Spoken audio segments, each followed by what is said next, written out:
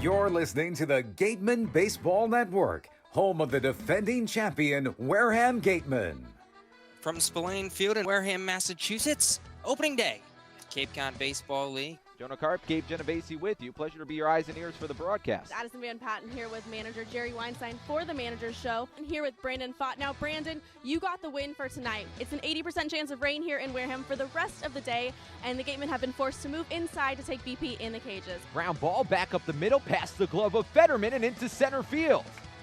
Andrew Thomas comes home to score. Cam Guangarena right behind him, and Chad Stevens pulls in at first base with a two-run single. Hard ground ball up the middle, a base hit into center field. Rudick rounds 30's coming home. Nits an RBI single for Cam Guangarena. Wareham leads 1-0. Cut on and miss, strike three. Swing and a miss, strike three. Strikeout number 5 for Trent Palmer. That ball is gone. Adrian Del Castillo breaks the game open with a 3-run jack. 11-5 Gatemen. Slapped up the middle, a base hit into center field. Beaver scores easily. Antico rounding third. The throw to the plate is not in time. Line drive over the head of the second baseman Olsen and into right field. Braden Ward comes home to score. Darren Baker pulls in at first with an RBI single, and it's 7-5 Wareham. And the Gatemen win 5-0 here in Game 1 of the doubleheader. And that'll do it. First 9-inning shutout for Wareham pitching this season. 6-0 the final score from Cotuit, Massachusetts. Now, here are the voices of the Gatemen: Jonah Karp, Gabe Genovesi, and Addison van Patten.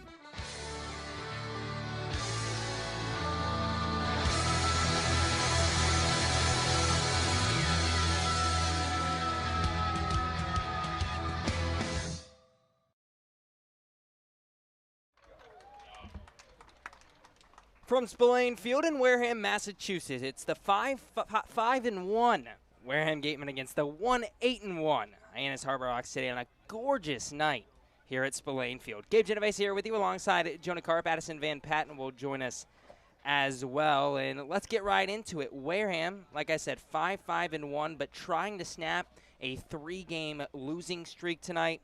Hyannis 1-8-1 this season. They just got their first victory of the year. Welcome up to our broadcast booth. Gabe Genovesi here with you alongside Jonah Karp. It should be a good one, my friend. It should. Both these teams on opposite sides of the spectrum right now, and who would have thunk it? It's Hyannis on the winning side. They're trying to string some wins together, and the Wareham Gatemen looking to get back in the win column. The hitting didn't really show up yesterday in either game of the doubleheader against Orleans. 2-1-0 finishes, and the Gatemen couldn't put any innings together with multiple hits. So let's see if they could do something different today and get back on the winning track. Wareham shut out yesterday in back-to-back games for the first time since 2015. Again, they didn't have a multi-hit inning, as you just said, Jonah. One hit an inning. They got the bases loaded in the 4th inning of Game 2, but couldn't quite get that hit that they needed to push a run across. Yeah, that was the best opportunity they had all day of scoring any run, but the defense for Orleans was tremendous. That proved to be the difference, and a couple of long balls also proved to be the difference. The pitching was tremendous on both sides, really.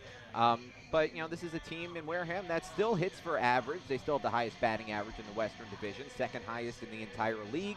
And this is a pitching staff in Hyannis that has struggled, to say the least. Let's get to the field. Let's get to the starting lineups tonight, and we'll give you the Harbor Hawks starting 9 tonight. Nick Lofton will lead it off for Hyannis, followed by Anthony Servideo and Trevor Hauver, the 1-2-3 hitters tonight. Brooks Carlson in the cleanup spot, hitting just .212 this summer. Hunter Goodman, a 167 hitter, the DH tonight, bats 5th. Rigsby Mosley, the right fielder, just 3 hits thus far for the Harbor Hawks. He bats 6th. Adam Hackenberg behind the dish tonight doing the catching. Off to a hot start this summer, 5 for 12. He hits 7th. Jared DeSantolo batting 8th, the third baseman tonight for Hyannis. And Bryce Teodosio in center field rounds it out for the Harbor Hawks. Tonight on the mound for Wareham, it's Brendan Solucci, the lefty out of Tulane. 1 appearance thus far for the Gatemen, 1 start. Couple of innings pitched, gave up 3 hits, 2 runs in that 1 start. Couple of walks, 1 strikeout, and well, it's just 2 innings, but unfortunately right now his ERA sits at 9. Opponents hit .429 against the lefty. Talented lefty on the mound tonight for the Gatemen, and they'll look for a bounce-back game tonight against the Harbor Hawks. Nick Lofton steps in, bats from the right side.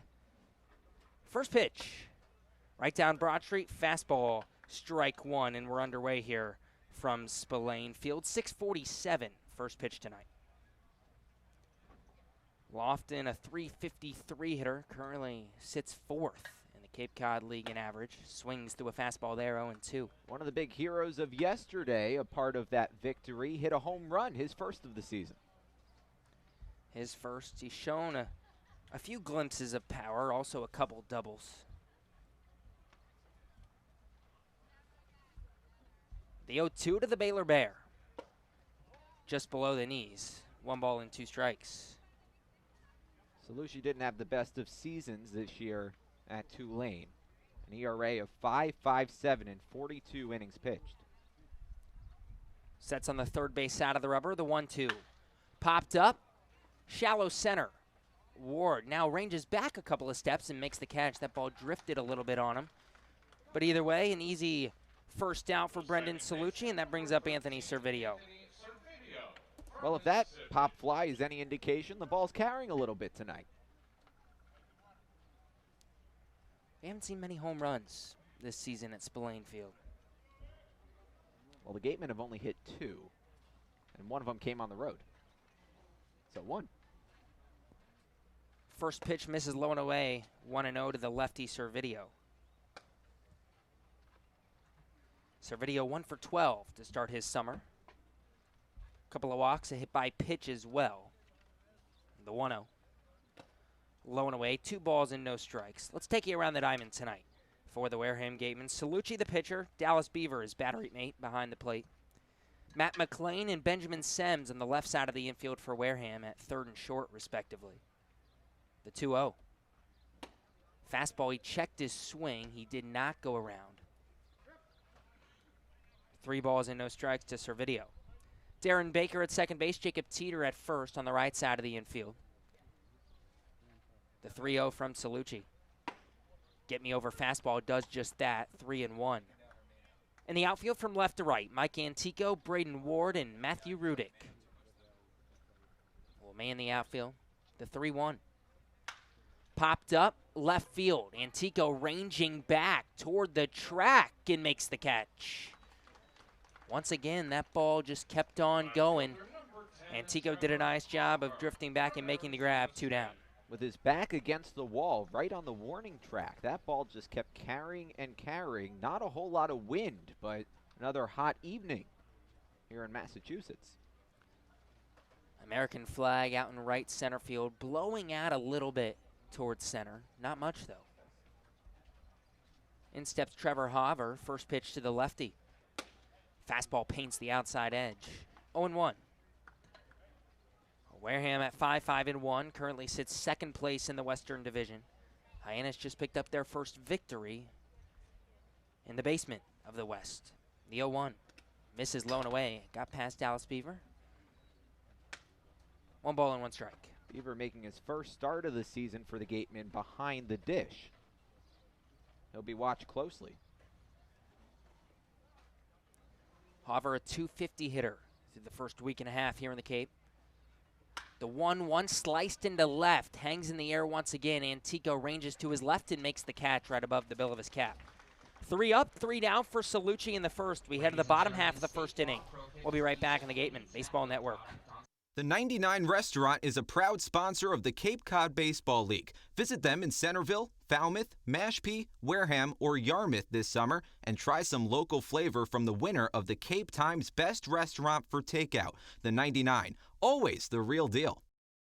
The Wareham-based 80 Makepeace Company, founded in 1854, is the world's largest cranberry grower and the largest private property owner in eastern Massachusetts. The company supports organizations like the Wareham Gatemen and projects like the outdoor cranberry bog classroom that you may have passed on your way in. Visit admakepeace.com to learn more. The 2019 Cape League All-Star Game will be played at Eldridge Park, home of the Orleans Firebirds. Mark the date on your calendar, Sunday, July 21st. Game time is 6 p.m., but the gates open at 2. One highlight will be the home run hitting contest. There will also be an autograph session and a large merchandise village with items from many of the teams. Be sure to buy your tickets now right here at the merchandise stand. Tickets are just $5, and part of the proceeds will support our Wareham Gatemen. Stop by the Ansel S. Gurney House, where you will find a unique shopping and dining experience. Whether shopping for a special occasion or just to treat yourself, you'll find what you're looking for in one of the 11 themed rooms. There's also a cafe serving fresh homemade lunches overlooking the extensive gardens. The Ansel S. Gurney House is located at 403 County Road in Marion. For a nostalgic Cape Cod vacation experience, head to Bay Motor Inn, where guests are treated like family. Located in the heart of Buzzards Bay Village, this 1950-style cottage colony still provides you with up-to-date amenities. The Gatemen thank the Bay Motor Inn for their support. We get to the bottom half of the first inning here at Spillane Field. No score between the Harbor Hawks and the Gatemen. Wareham at first here in the bottom of the first inning, and Braden Ward to lead it off for Wareham. Darren Baker and Dallas Beaver in the 2-3 holes today, due up here in the first. Let's give you the 9 for Wareham. Adrian Del Castillo, the DH, in the cleanup spot today. First pitch from Holt Jones to Ward, right down Broad Street for strike 1. Jacob Teeter, the first baseman, bats 5th. He's hitting .381 in his last 7 games for the Gatemen. Mike Antico, the left fielder, hitting 6th. Benjamin Sems, the Kansas Jayhawk, at shortstop, hitting 7th. The 0-1, sliced foul out of play, 0-2. Matt McLean, the UCLA Bruin, playing third base for the first time this season and making his just third appearance for the Gatemen this summer, hitting 8th. And Matthew Rudick in right field rounds it out in the 9 hole today for the Gatemen. Jones, the big 6'8" righty, sets and deals. Breaking ball misses just outside, 1 ball and 2 strikes. Has about a 3/4 delivery, but pretty deceptive with his height. Jones, 1 appearance thus far for the Harbor Hawks this summer. The 1-2. High and in. Past the glove of Hackenberg. 2 balls and 2 strikes to the Washington Husky, Braden Ward. And that 1 appearance didn't go so well for Holt Jones. An inning and a third, gave up 4 hits, 3 walks, 8 runs, 7 of them earned. Did get 3 strikeouts. And that was actually a game that the Harbor Hawks tied. 2-2, slapped that into shallow left center. Teodosio coming in and makes the catch. 1 away here in the bottom of the first, and in steps Darren Baker. Not often you give up 8 runs, 7 of them earned, and don't take the loss. They call that luck, I think. That's where you slap everyone that was in the lineup that night on the back. Thank you for at least picking up the tie. Baker takes a hack at the first pitch and pops it up foul out of play down the third baseline. 0-1. Darren Baker, the Cal Golden Bear, hitting .350 for the Gatemen thus far this summer. The 0-1, line drive foul out of play once again. Same spot over the third base, out of play down the third baseline over the bleachers. 0-2. Baker's .350 average, currently 5th in the Cape Cod Baseball League. But the 14 hits, first in the league. The 0-2. Breaking ball misses outside, 1 ball and 2 strikes. And I know it's kind of a big sweeping curve, but it's very slow. It's easy to get a read on, at least these first couple of breaking balls from Holt. The 1-2. Fastball once again hit pretty well and deep to left center, and Teodosio goes back and makes the catch. Well, nearly the same spot, about 10-15 feet back from where Ward hit his, 2 away here in the first. It almost looks like when Holt Jones is pitching that he's coming over the top because he is so big. At 6'8", he's one of the biggest players in Clemson history, but doesn't quite come right over the top.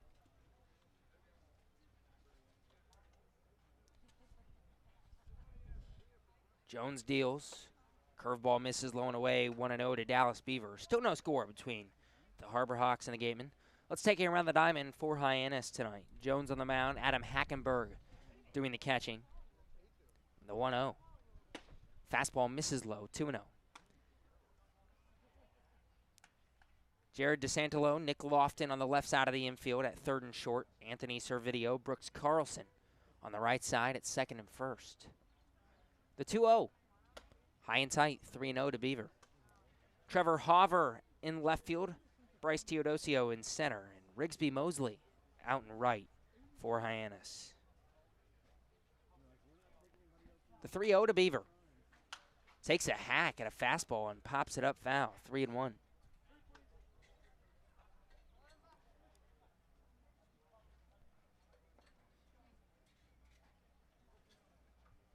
Jones at Clemson this past season, 3.93 ERA. 3-1, just misses outside, ball 4. Dallas Beaver on with a 2-out walk here in the first. And in steps the cleanup hitter Adrian Del Castillo. Dallas Beaver has had a fantastic start to his Gatemen season. 4 for 10 at the plate and knows how to get on base. If you're going to bat at the top of the order, that's what you want. 4 for 10, and that's his second walk. 12 at-bats. On base percentage now at .500 for Dallas Beaver. First pitch to the lefty Del Castillo. Sweeping curveball in at the knees for strike 1. Along with that 3.93 ERA for Jones. Pitched 36 2/3 innings. Gave up just 23 hits. 24 walks, 43 strikeouts. The pitch fouled off back into the fencing right in front of us. 0-2. Del Castillo starting to heat up for the Gatemen. Now a .259 hitter this season. 7 for 27 at the plate.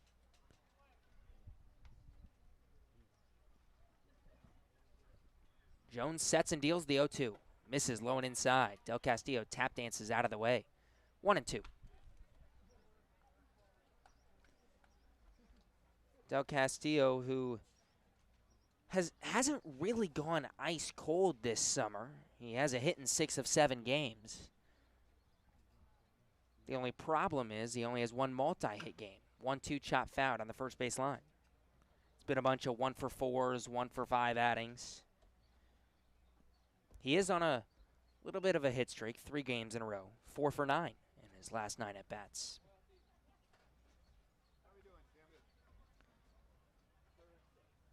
The Clemson Tiger throws over to first, diving back safely as Beaver. No score between the Harbor Hawks and the Gatemen. Bottom of the first. Gorgeous night here at Spillane Field. Jones sets on the first base side of the rubber. Unleashes the 1-2. Fastball high at the eyes. 2 balls and 2 strikes. And like you said, Gabe, Del Castillo hasn't really gone cold, but he got off to sort of a slow start. He was only batting .200 at the beginning of the season. The 2-2. Low and in. Count full, 3-2. Before that 4 for 9 stretch, he was only 3 for 15.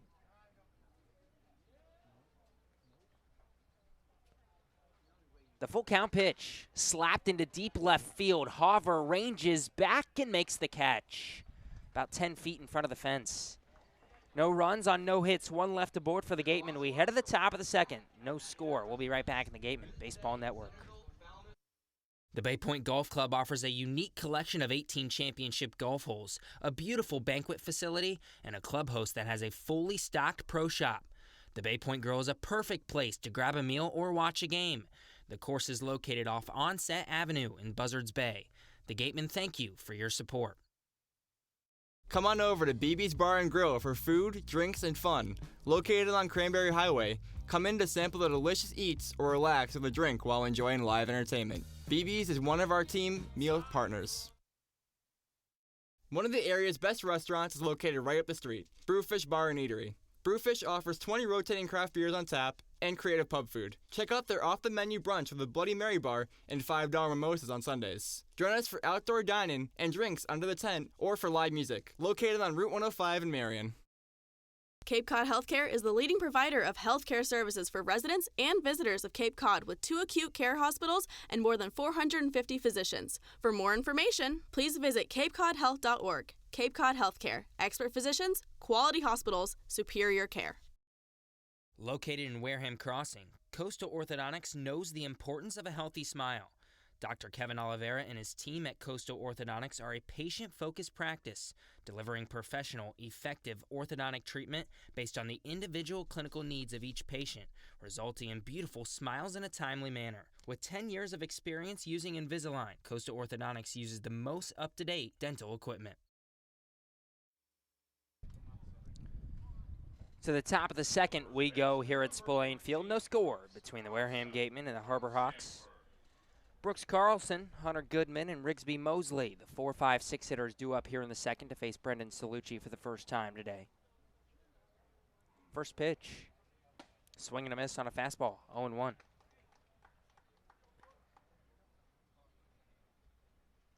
Salucci a nice 1-2-3 inning in the first. All three pop-outs. The 0-1. Misses outside, 1 ball and 1 strike. And we haven't seen a ground out today. All 3 Gatemen outs were flyouts as well. Brooks Carlson, a 2-12 hitter for the Harbor Hawks. Salucci sets on the third base side of the rubber. The 1-1. Fastball slapped foul and slicing out of play. Down the right field line, 1-2. We also haven't seen a shallow fly out. They've all carried. Wouldn't be surprised if we see 1 or 2 balls go out tonight. Easily ball carrying more than we have seen all year here at Spillane. The 1-2 pitch, breaking ball low in the dirt. 2 balls and 2 strikes to Carlson. Samford Bulldog hit .345 in his sophomore campaign with Samford. The 2-2 delivery.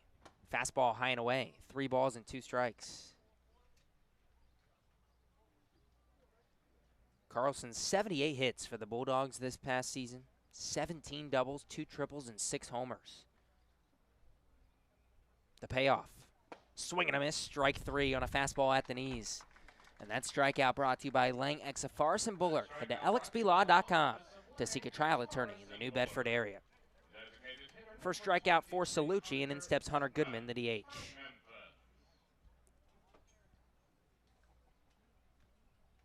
Goodman, a little bit of an open stance from the right side. First pitch. Slapped into left center. Ward ranges over, dives, and can't make the catch. That ball trickles by him. Ward bare hands and quickly gets it into the shortstop Sems. Putting on the brakes at second is Goodman. And he's in with the 1-out double here in the second inning. Hunter Goodman, just his 7th hit of the summer. He now has 3 doubles and 2 homers. Really has power to the gaps. And he's in scoring position for Rigsby Mosley. I think what spotlights Braden Ward's athleticism more than anything else on that play isn't the dive. It's his ability to get back up and throw that in to keep it just a double and not more. He wasn't on the ground for more than a second or two. No. And he was shading toward right center field and almost caught that ball. If he was playing right behind the second base bag, which you don't see too often, normally you're shading one way or the other, but he would have caught that ball. First pitch chopped fouled on the third baseline. 0-1 to Rigsby Mosley. This is a Hyannis team who's just really struggled to hit the baseball. And these first 10 games, just 1-8-1. They hit just .223. That's 9th in the league. On base percentage of .294 is dead last in the league. And the 0-1. Swing and a miss on a fastball down low, 0-2. That double right there was just their 10th double of the season. Mosley just a 136 hitter, 3 for 22 to begin his summer. Bats from the left side. Salucci a long look in. Check second, now the 0-2. Chopped down the first base line, and it trickles foul. Beaver gloves it in foul territory. Count stays 0-2. Hyannis already has a run differential of -40 this season. Now, last year they had a run differential of -31, and they finished second in the Western Division. So sometimes that doesn't always equate to victories and losses, but this year, well, that seems to be the case. You read my mind, my friend. That's exactly what I was reading in my notes. They ended up finishing just 1 point behind Wareham last year in the Western Division at 24-17-3 despite the minus 31 run differential. The 0-2 breaking ball low and away. 1-2. Waste pitch from Salucci, but just too far out of the zone and didn't get Mosley to chase, even though he thought about it. Kind of a check swing from the lefty. Goodman stands on second. No score between the Harbor Hawks and the Gatemen. Top of the second inning. One down. The 1-2 delivery from Salucci. Fastball down low, swing and a miss. Mosley went golfing for that one. Second strikeout of the inning for Brendan Salucci. Brought to you by Lang, Exafaris, and Buller. Head to alexblaw.com to seek a trial attorney in the New Bedford area. Adam Hackenberg to the plate now for the Harbor Hawks. Steps in the righty's batter's box. First pitch to him. Swing and a miss on a fastball. 0-1. Hackenberg, well, comes from an athletic family. Brother Christian Hackenberg, quarterback at Penn State for several years, 2013 to 2015. Swings through a fastball there, 0-2. His father Eric played football at Virginia. Mother Nicole played volleyball at Lehigh. Brother Brandon also played at Penn State, but he played men's soccer. The 0-2 delivery. Swing and a miss on a breaking ball in the dirt. Beaver bare hands throws to first in time. Third strikeout of the inning for Salucci. Gives up the one-out double, but no harm done. We head to the bottom of the second. Still no score. We'll be right back in the Gatemen Baseball Network. Located in Wareham Crossing, Coastal Orthodontics knows the importance of a healthy smile. Dr. Kevin Oliveira and his team at Coastal Orthodontics are a patient-focused practice, delivering professional, effective orthodontic treatment based on the individual clinical needs of each patient, resulting in beautiful smiles in a timely manner. With 10 years of experience using Invisalign, Coastal Orthodontics uses the most up-to-date dental equipment. Cape Cod Coca-Cola thanks you for supporting the Cape Cod Baseball League and for refreshing yourself with ice-cold Coca-Cola products. Please remember to recycle your empty bottles, cans, and all other recyclable materials. It only takes 6 recycled plastic bottles to make a new baseball cap. Learning at Curry College extends beyond the classroom and is embedded in all that they do. Curry prepares students to engage in successful careers and active citizenship with a global perspective. Explore undergraduate majors, minors, and concentrations, including new majors in accounting, biochemistry, and software development. Online at curry.edu. Clobbered high and deep to right center field, and this one is gone. A home run. That home run's brought to you by Eastern Propane and Oil, another scholarship for a deserving youth. Eastern Propane and Oil, we're in your neighborhood. After the game, visit El Mariachi on Main Street for the best Mexican food in Wareham. The cantina provides a delicious late-night snack accompanied by fun cocktails.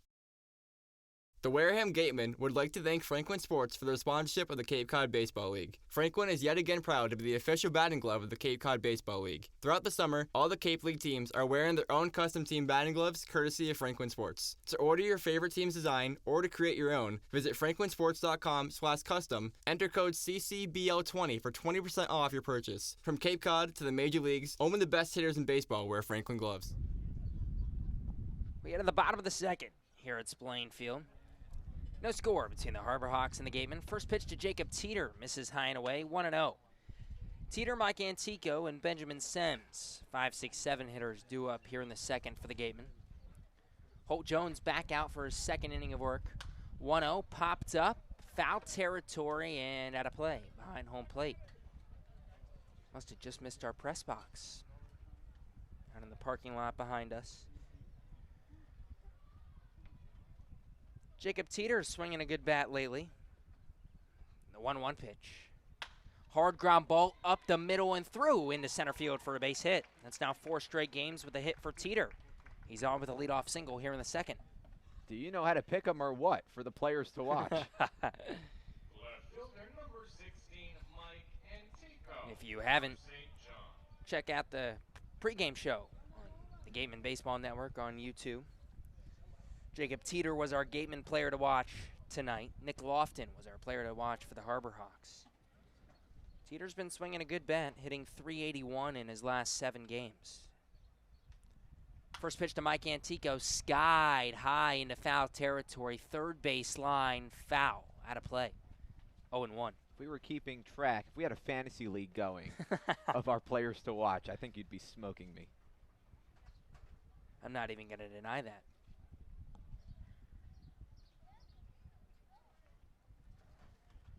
Antico bats from the left side, the 0-1. Shows bunt, pulls it back, pitch low and in. And that hit him. Antico was limping out of the box. Home plate umpire Joseph Caraco took a second, but ended up saying, yeah, that hit you on the foot. And Antico takes first base. It's first and second with nobody down for the Gatemen here in the second. Hit him on the left foot. He's still shaking that off. Standing on first base, but no one's coming to check on him. He'll be okay to run. We couldn't tell from here, from behind the plate, as that ball was just kept in front by Hackenberg. First pitch to Benjamin Sems. Shows bunt, lays it down third base line. DeSantelo charges, gloves, throws to first in time. Good sacrifice bunt by Sems. Teeter moves to third, Antico to second. And now an RBI opportunity for Matt McLean. Well, this is a position that the Gatemen weren't in at all yesterday, with multiple players on base, or weren't really in. It was a select few innings with multiple players on base and in scoring position with RBI opportunities. Matt McLean steps in from the right side. First pitch, breaking ball high, 1-0. McLean 0 for 4 with a strikeout in his first 2 games with the Gatemen. UCLA Bruins still looking for his first hit of the summer. Corners in, middle infield back for the Harbor Hawks. The 1-0, fastball high and tight, 2-0. McLean playing third base tonight for the Gatemen. Can pretty much play anywhere in the infield, but first. Short, second, at third tonight. Played center field mostly for UCLA as a freshman. The 2-0. Fastball right down Main Street, 2-1. He has played every infield position for the Gatemen.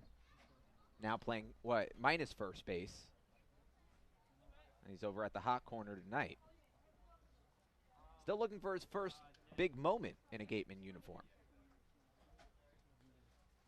Jones sets and delivers. Curveball slapped that into center field, a base hits.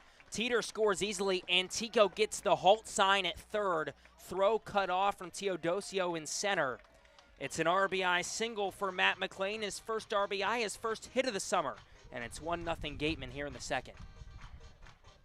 I'd categorize that as a big moment.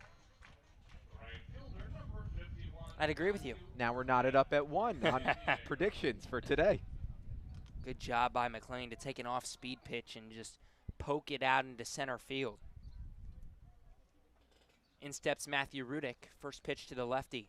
Shows bunt, lays it down. First base side, Antico comes to the plate. They're going to go to first with it and get the outs. But the squeeze play works. Beautiful bump by Matt Rudick. Antico scores. It's 2-0 Gatemen. Sometimes when your team is struggling to get hits, when you have players on base, you have to play small ball.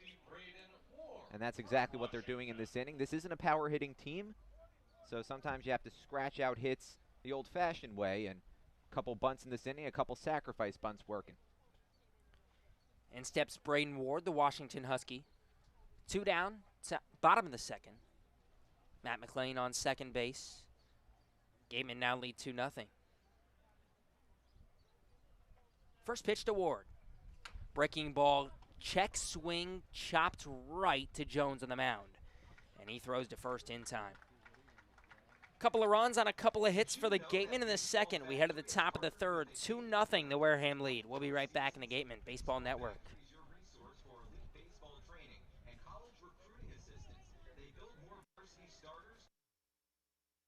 Actually, we're going to keep it right here.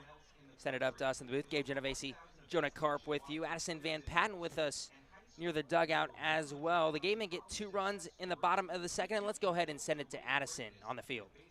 Hi guys, I wanted to talk to you about Brendan Solution, our starting pitcher tonight. Now, he was drafted in the 12th round of 2019.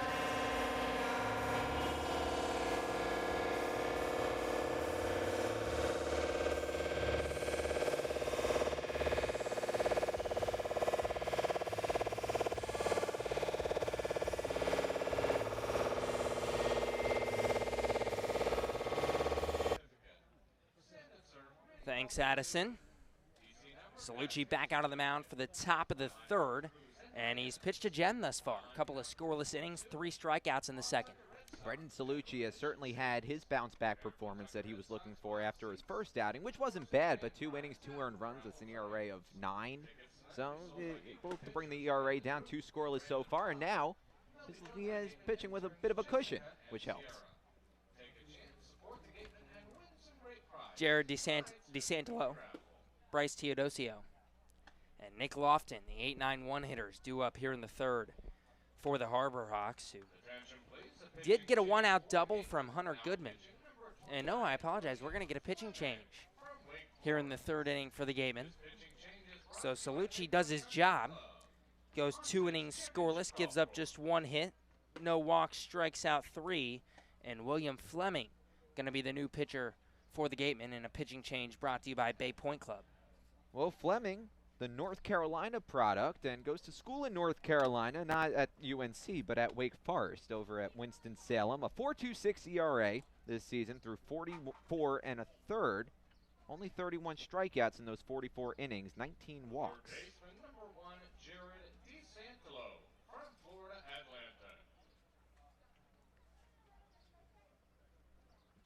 Fleming, the big righty from Wake Forest. DeSantolo steps into center stage. He's got off to a decent start this summer, 6 for 17. The pitch misses low, 1-0. Fleming for Wake Forest this past season worked in more of a closer type role. 1-0 pitch, misses low, 2-0. 9 saves for the Demon Deacons, a 4.26 ERA, just a 1-4 record. Struck out 31 in 44 1/3 innings pitched. 2-0 fastball paints the outside corner, 2-1. The book closed on Salucci. His night is over. 2 innings pitched, a hit, no earned runs, no walks, 3 strikeouts. Not bad. The 2-1 pitch, low and in, 2 balls and 2 strikes. 3 balls and 1 strike. Salucci again, he was drafted by the 12th round of the Red Sox this year. Red Sox told him they still wanted him to come here, pitch in the Cape Cod Baseball League. 3-1, sliced foul out of play down the third baseline, 3-2. And they're still working out some contract stuff, but Tell you what, if there are any Red Sox scouts in attendance tonight, I think he impressed. very much so. The 3-2 from Fleming, chopped out on the third baseline. Count stays full. And he'll have another opportunity to impress on Thursday when the team goes down to Fenway Park. Every team in the Cape will be staggered at Fenway throughout the day Thursday. Gatemen working out in the morning. 3-2, line drive foul out of play on the third baseline. We'll stay full, 3-2.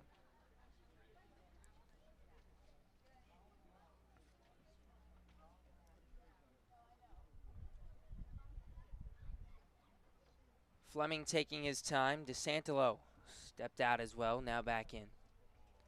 Gatemen lead 2-0, top of the third. DeSantolo and Fleming in a battle. The 3-2. Line drive up the middle into center field, a base hit. Good piece of hitting by DeSantolo, who's now 7 for 18. Leadoff single here in the third, and that'll bring up Bryce Teodosio. Yeah, for a team that's really struggled on offense, the on-base percentage and the batting average both near the bottom of the CCBL, DeSantolo is batting over 360 now. He's on first. A threat to steal, 2 for 2 already this summer. Bryce Teodosio has not had the start to this summer that he has wanted. 2 for 21. The pitch. Fastball paints the outside corner. 0-1.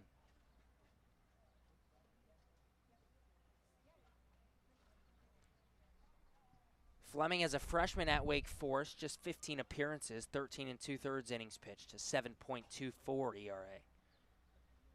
The 0-1, swing and a miss on a breaking ball, 1-1. 0-2, excuse me. So the sophomore campaign definitely better than the freshman year for Fleming.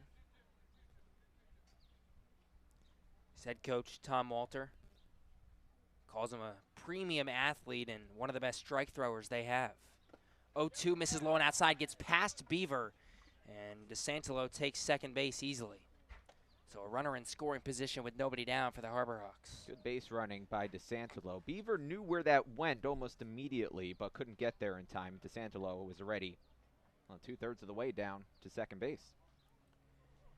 I mentioned how it was 28 appearances for Fleming, 9 saves, that 1-4 record. He only started one game. As Tom Walter, his head coach, said that before this upcoming season, this last season, excuse me.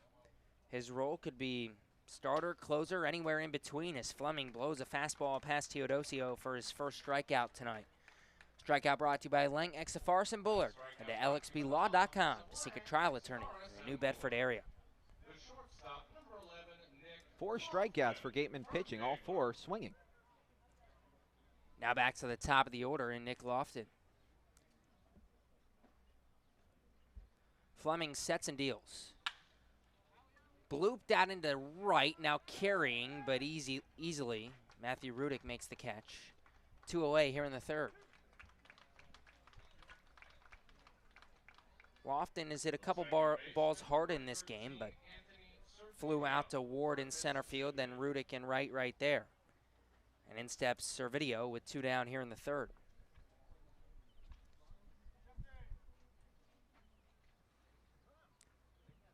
Fleming has some athletic genes in his family. His mother, Amy, was a ACC champion, national champion, world record holder as a swimmer at North Carolina. First pitch paints the inside corner, 0-1. She was actually here this past week. Talked to her at Orleans yesterday. Glad they got to see Will pitch. He pitched a couple of innings while they were here. The 0-1. Breaking ball right down the heart of the plate, 0-2. Said us, seeing Will was just a bonus. Her and her husband traveled all over the Cape while they were here. And Fleming's in a groove. The 0-2, line drive, left field, a base hit. Antico charges, gloves. DeSantolo coming around third, scores easily without a throw. RBI single from Anthony Servideo, just his second hit of the summer, his first RBI of the summer, and it's 2-1 Gatemen here in the third. Took a pitch on the outside corner of the plate and took it the other way. That's a good piece of hitting by Servideo, something the Gatemen were working on in batting practice earlier today. Trevor Hoover to the plate. Fleming deals to the lefty. Fastball misses just high. 1-0. 2 runs on 2 hits tonight for the Gatemen. Now 1 run on 4 hits for the Harbor Hawks. 3 hits, excuse me. Fleming throws over to first, and they almost got him. Back safely is Servideo. Servideo, before that hit, had only been on base 4 times this summer for the Harbor Hawks. Does have a stolen base. Throw over to first once again, and almost got him. Teeter with a little hop in his step, thought they might have had him. Instead, we still await the 1-0 to Hoover. Fleming unleashes. Fastball misses outside, 2-0.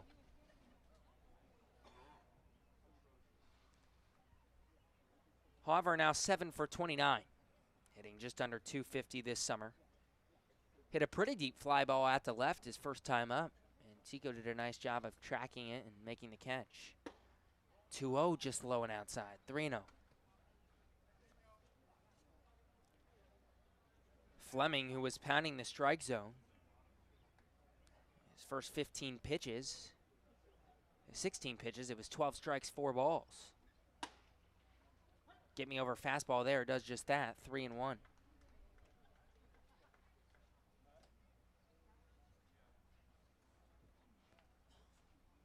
Harbor, a little bit of an open stance from the left side, bat waving above his back shoulder. Throw over to first, back safely once again is Servideo. Harbor, rising junior at Arizona State, hit .339 for the Sun Devils in his sophomore campaign. Honorable mention, all Pac-12. 3-1, runner going, and pitch misses outside. Ball 4. So it was the leadoff single, and then Fleming got Teodosio on strikes. Lofton popped out, but now an RBI single and a walk with 2 outs brings up Brooks Carlson. That was a tough pitch to take from Harbor. Didn't miss by much off the outside corner, but just enough. And Beaver held it there for a good 2 seconds before the call was made.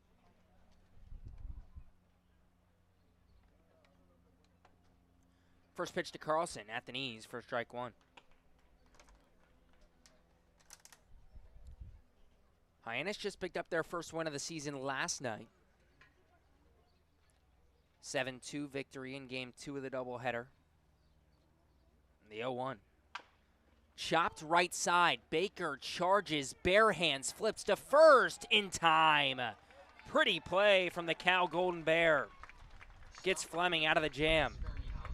Hyannis gets a run on a couple of hits in the third. We head to the top of the fourth. 2-1 the Gatemen lead. Jonah Karp will have your play-by-play when we come back on the Gatemen Baseball Network. Come as you are, sit down, and relax at the deck of the Gateway Tavern. Enjoy the view while exploring their extensive food and drink menus for the ideal Cape Cod dining experience. Gateway Tavern, the official helmet sponsor of the Wareham Gatemen.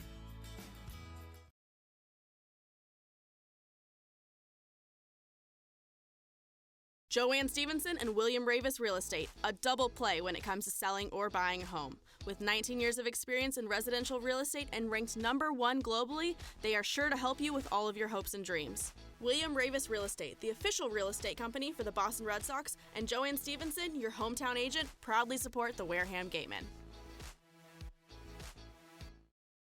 Located on the Cape Cod Canal, Keystone Place at Buzzards Bay is the area's newest rental independent living, assisted living, and memory care community. With some of the area's largest apartments and an ultra-inclusive monthly service package, Keystone Place is a life-fulfilling retirement community unlike any other. Discover Keystone Place, the best option in Cape Cod. One of the Gatemen's favorite places for their post-game meals is Cool Cone, where you can get anything from fried clams and fried chicken to an ice cream sundae, and then top it all off with a round of mini golf. Cool Cone, located on Route 6 on the Wareham-Marion line. The law firm of Lang, Exafaris, and Bullard, providing families and businesses in the greater New Bedford community with legal services for 40 years. We look forward to serving you. For an appointment, call 508-992-1270. We invite you to learn more about the law firm of Lang, Exafaris, and Bullard by visiting our website, lxblaw.com. Bottom of the third here at Spillane Field. 2-1, the Gatemen lead over the Harbor Hawks. First pitch to Baker was low, but he showed bunt and whiffed. 0-1, now the 0-2 to Holt, or to Baker from Holt. Slapped foul to play it on the third baseline. 0-2. Holt Jones back out for his third inning of work for Hyannis. Had a nice first inning, but the Gatemen 2 runs on a couple of hits in the second. The 0-2 to Baker.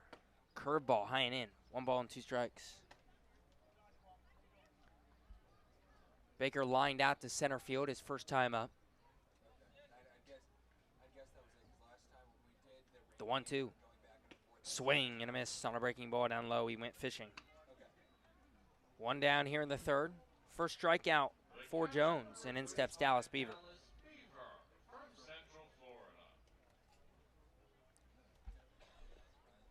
Beaver walked his first time up. Adrian Del Castillo on deck for the Gatemen.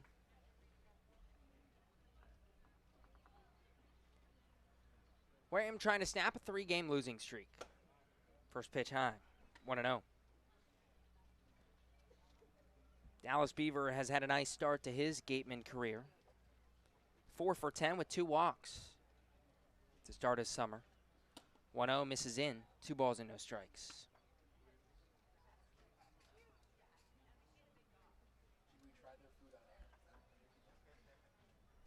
Beaver the lefty. The 2-0 from Jones.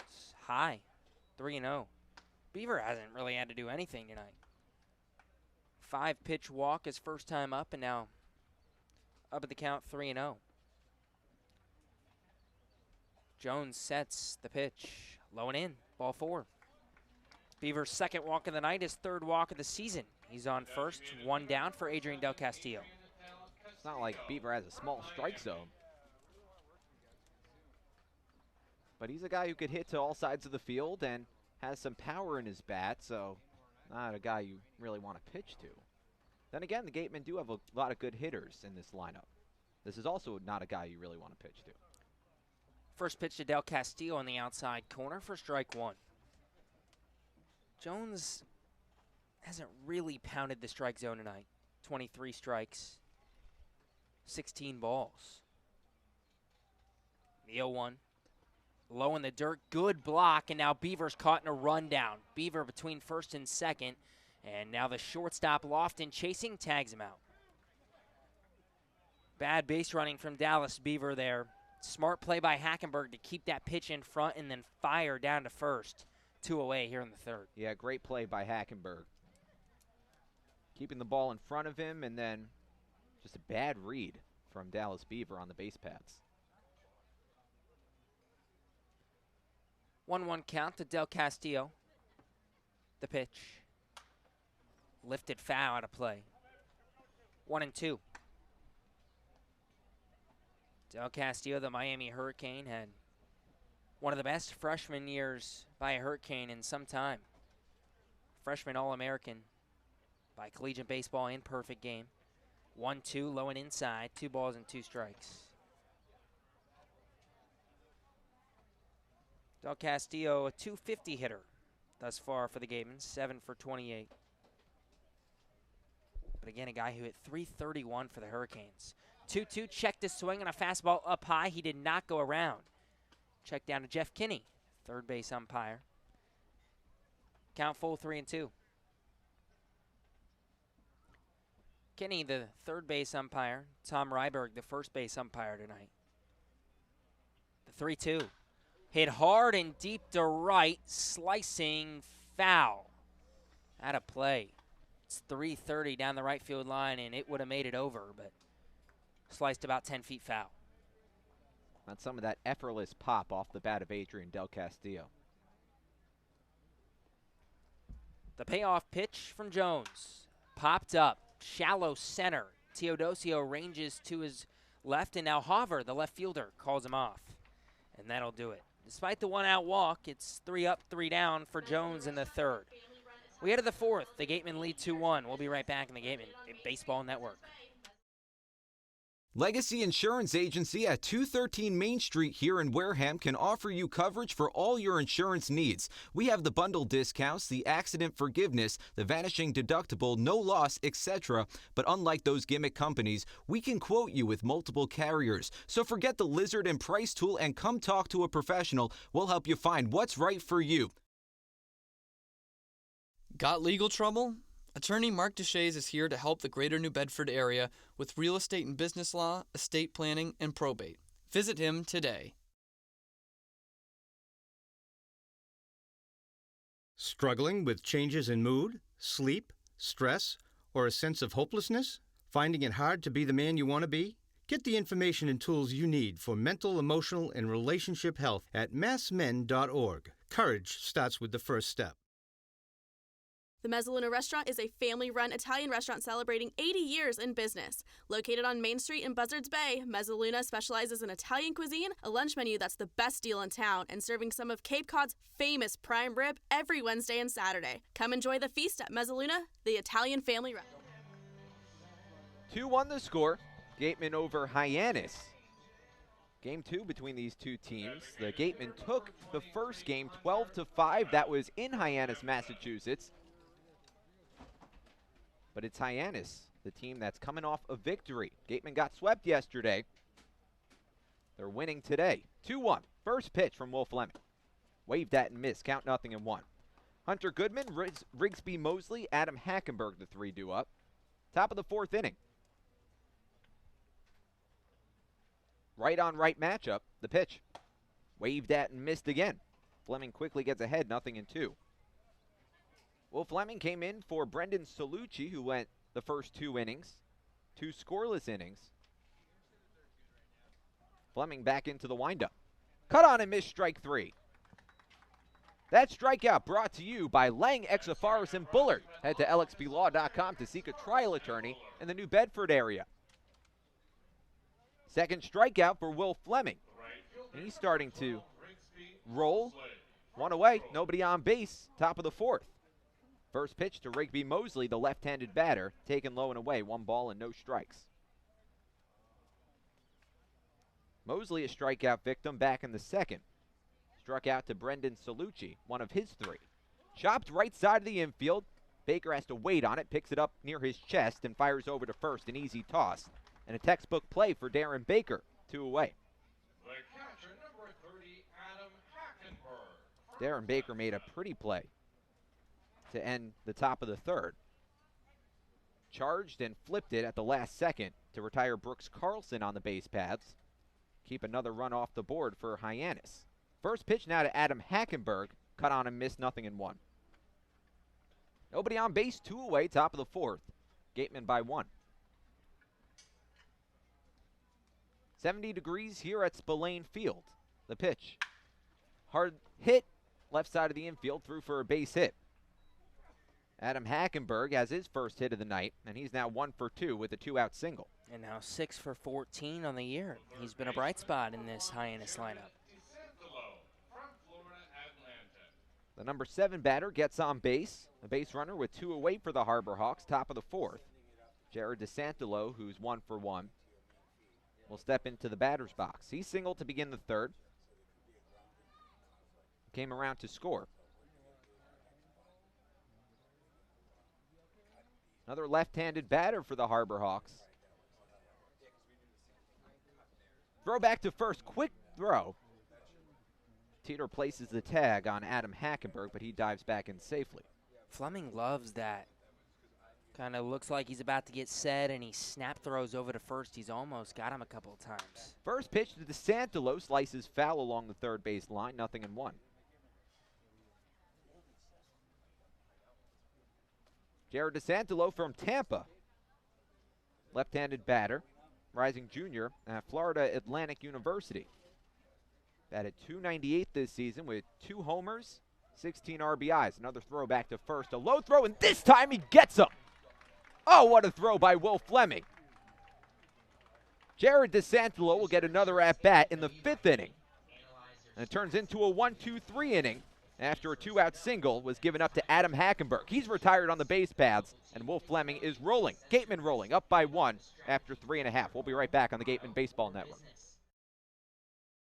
Does your insurance agent know you by name, analyze your stats, and help you with your game plan? If the answer is no, then it's time to draft Morse Insurance. Their local team will get to know you, assess your risk, and develop a strategy to protect your home, auto, or business. Visit us online at morseins.com. Hashtag Morse, of course, has your back. Northeast Maritime Institute's College of Maritime Science is a proud sponsor of the Wareham Gatemen. If you're looking for a career at sea, look to NMI's program of education, adventure, and employment on northeastmaritime.com, America's premier 2-year maritime. Office Technology Group is a southeastern Massachusetts source for advanced digital copiers, printers, and document solutions. From Toshiba to Epson and everything in between, they've got you covered. Shop now at otgne.com.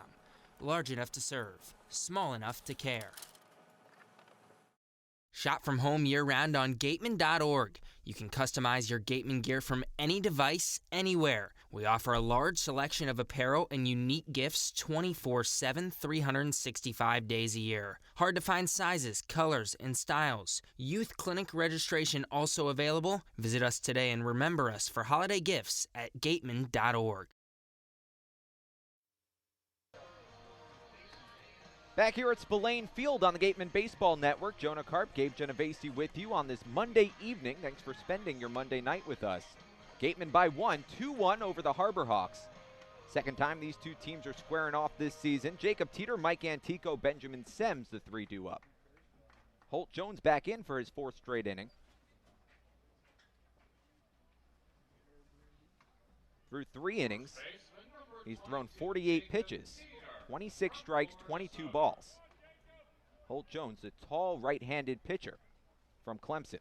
6'8", 215 pounds. First pitch to Teeter. Ripped right side, and that dunks into right field for a base hit. Mosley picks it up, fires back to second. Jacob Teeter on the first pitch he sees in the bottom of the fourth inning.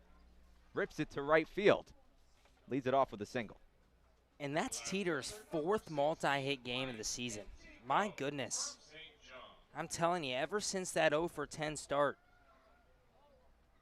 he is 10 for 23, hitting above 400. 2 for 2 tonight. Mike Antico, the new batter.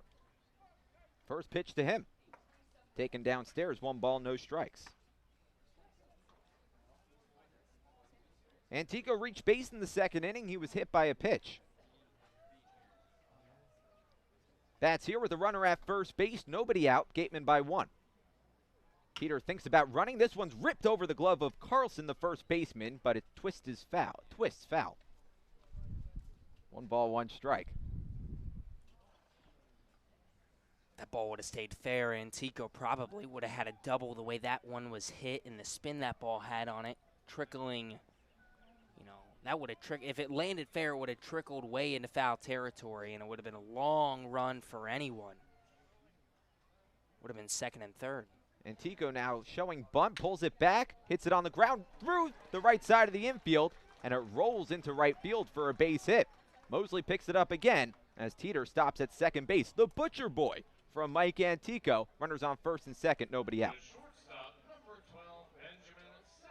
And now Sems is in the exact same scenario he was in the last time he was up in the second. First and second, nobody out. He laid a gorgeous bunt down the third base line.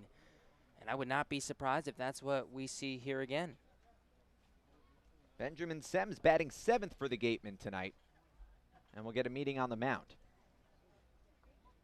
Holt Jones from Santa Monica, California, the rising junior at Clemson University. Comes from an athletic family. His grandpa Gordon played 11 years in Major League Baseball. Played for St. Louis, played for the Giants, the Orioles, the A's, the Astros. His great-grandpa Gordon played 7 years of minor league baseball, was a scout for 30 years in the New York Yankees organization. His sister Whitney was a pitcher this season for the softball team over at Rutgers. Just graduated, and Holt Jones exits the ball game.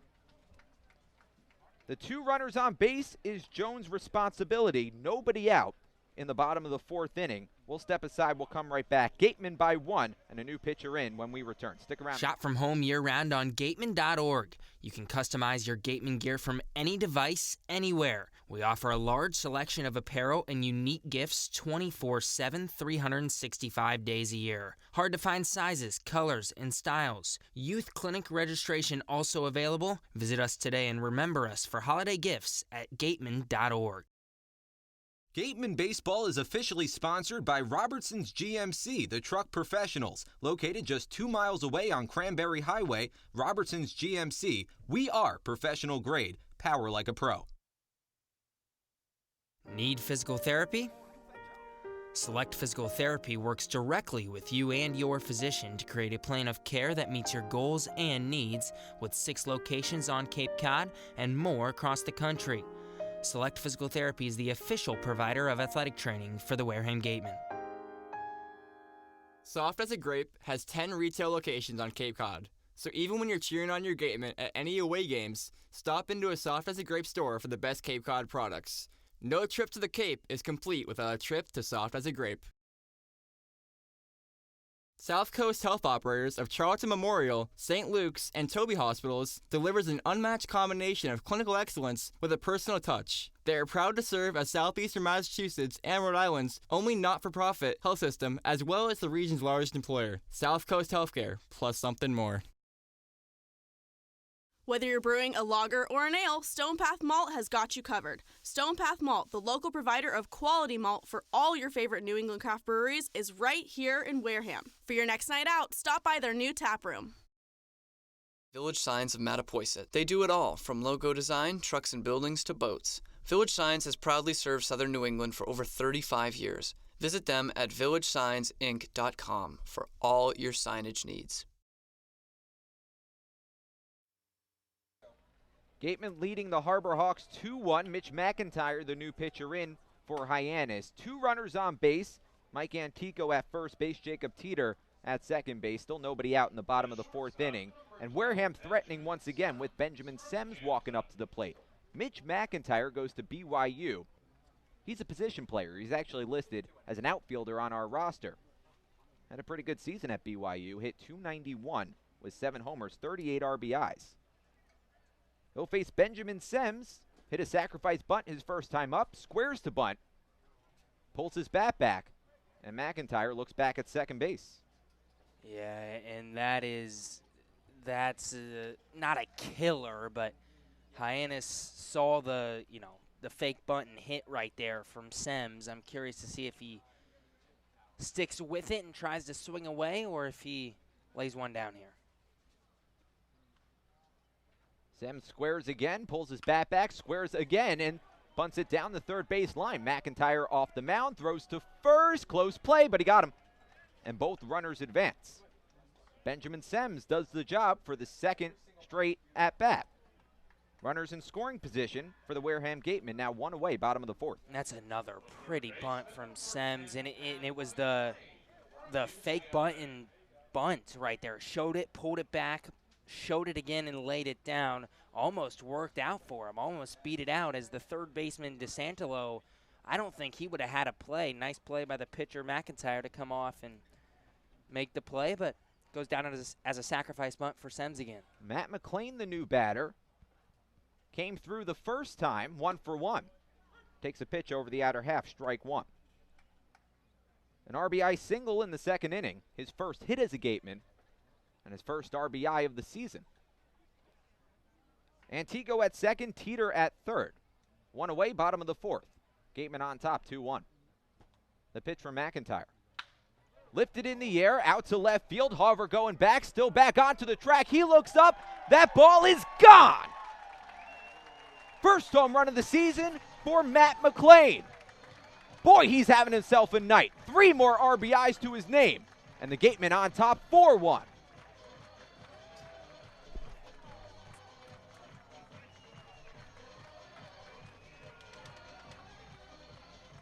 Make that 5-1. That home run brought to you by Eastern Propane and Oil.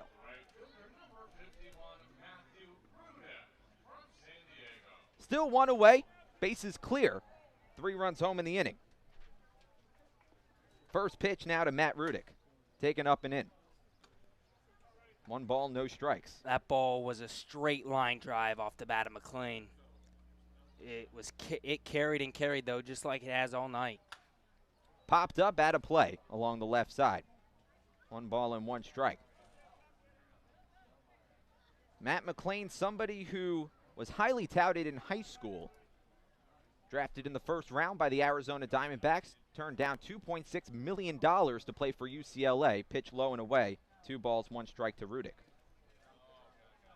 And then struggled in his freshman campaign at UCLA. Hit just above the Mendoza line. The pitch. Fouled off once again, 2-2.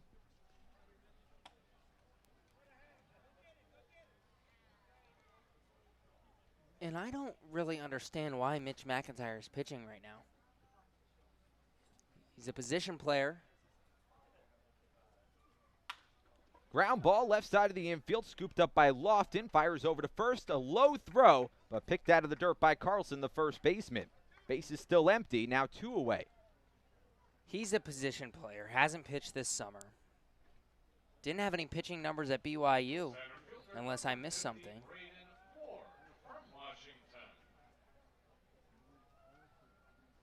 He pitched in high school, had an ERA of 1.11. Batted .443 in high school with 26 RBIs. Stansbury High School, first team All-State, also played quarterback. Line drive right to the third baseman, DeSantolo makes the catch, doesn't have to move an inch. Braden Ward retired for the third out. We're through 4. Gatemen get 3 more in the bottom of the 4th inning. They lead by 4 on top 5-1. We're going to keep it here as we welcome you back inside the broadcast booth. A 5-1 score. The Gatemen struggled to score runs in the doubleheader yesterday at Orleans. They didn't put up anything. A couple goose eggs, lost both games 1-0. But today, a little bit of a different story. Definitely. 5 runs in 4 innings for Wareham. And this is what we saw before that doubleheader, before the fog out a few nights ago. It's now 5 runs already for the Gatemen. 5 runs on 5 hits, now through 4 innings. And despite the bad day yesterday, Wareham is still second in the league in batting average coming into tonight, and we see it here tonight against Hyannis. How about Matt McLean, somebody who started his Gatemen career a little bit off to a slow start, had a disappointing season at UCLA after getting highly recruited out of high school, and I mean, this is the summer he's been hoping for, right? Yeah, this is a guy who was drafted 25th overall out of high school, turned down $2.5 million to go pro, decided to go to UCLA. It's been a dream of his for forever to play ball at UCLA. Kind of struggled with the Bruins. Again, just hit just above 200. But even last summer with the Bellingham Bells in the West Coast League, he was the top prospect in that league. He hadn't even been in college yet, and he hit around 300 for Bellingham. Here this summer, 0 for 4 in his first couple of games, but 2 for 2 tonight with 4 RBIs. Jonah Karp, Gabe Genovesi with you, top of the 5th inning. Jared DeSantolo leading things off against Will Fleming. He lifts it foul along the left side out of play, 0-1. Gatemen get 3 more back off a 3-run homer from Matt McLean, his first of the season. Now 4 RBIs for McLean in this game. The pitch taken over the outer half, 0-2 to DeSantolo.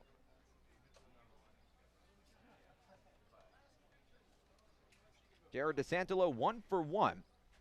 Stepped up to the plate in the third inning rather. And he singled to lead off the third, came around to score as he fouls one off to the right side. Also stepped up to the plate in the 4th before Adam Hackenberg was retired on the base paths. Bryce Teodosio on deck. The pitch from Fleming. Taken upstairs, 1 ball, 2 strikes. DeSantolo, the third baseman, made the final out of the last half inning. Hard hit liner right to him. The 1-2 skips in the dirt, 2 balls and 2 strikes.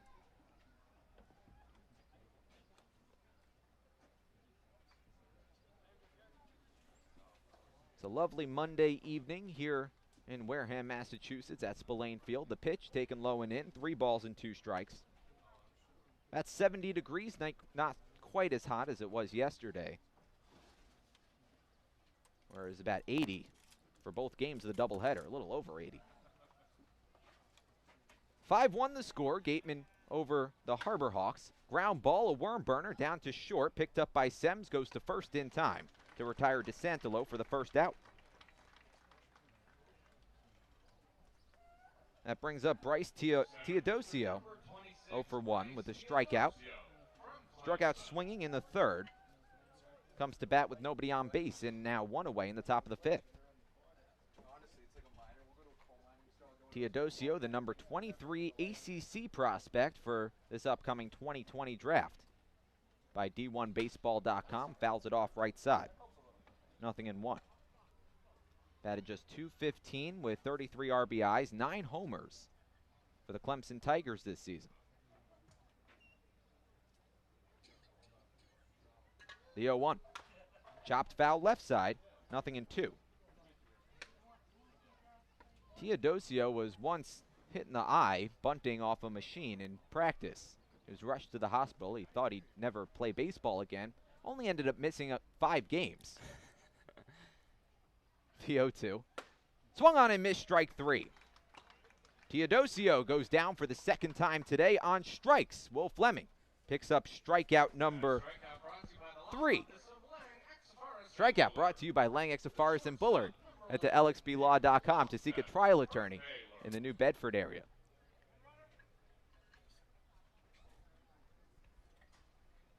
First pitch on the way and sits low to Nick Lofton. 1 ball and no strikes. That's such a strange story to just read about. I mean, it's awesome that he only missed 5 games. Popped up in the air, right center field, not very deep, charging Braden Ward, and he drops it. Braden Ward had it in his glove, and the throw down to second is in time to retire Lofton on the base paths. Nick Lofton, a little overambitious, trying to go first to second off the dropped pop fly. But Ruda comes up firing and throws out Lofton, a 1-2-3 inning. Harbor Hawks go down. No runs on a hit, nobody left after 4.5. Gatemen up by 4. 5-1. We'll be right back on the Gatemen Baseball Network. The Gatemen would like to thank Wareham Country Market for helping to feed the Gatemen players and staff after games. They are located about a quarter of a mile from the field on Route 6, offering a convenience store, a Dunkin' Donuts, and a deli.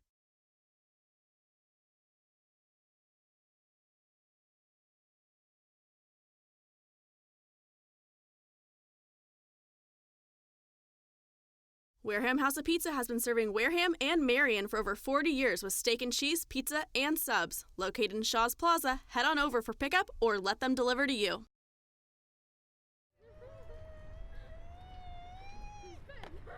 Beat the heat and join us at Waterways, a water experience unlike any other this side of the bridge. Open daily, head over to the water park on Route 28, the Cranberry Highway.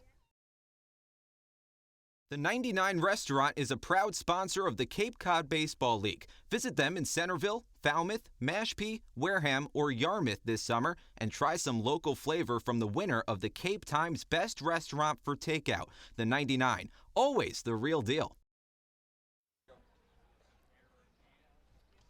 Bottom of the 5th inning, Gatemen come to bat. Darren Baker, Dallas Beaver, Adrian Del Castillo.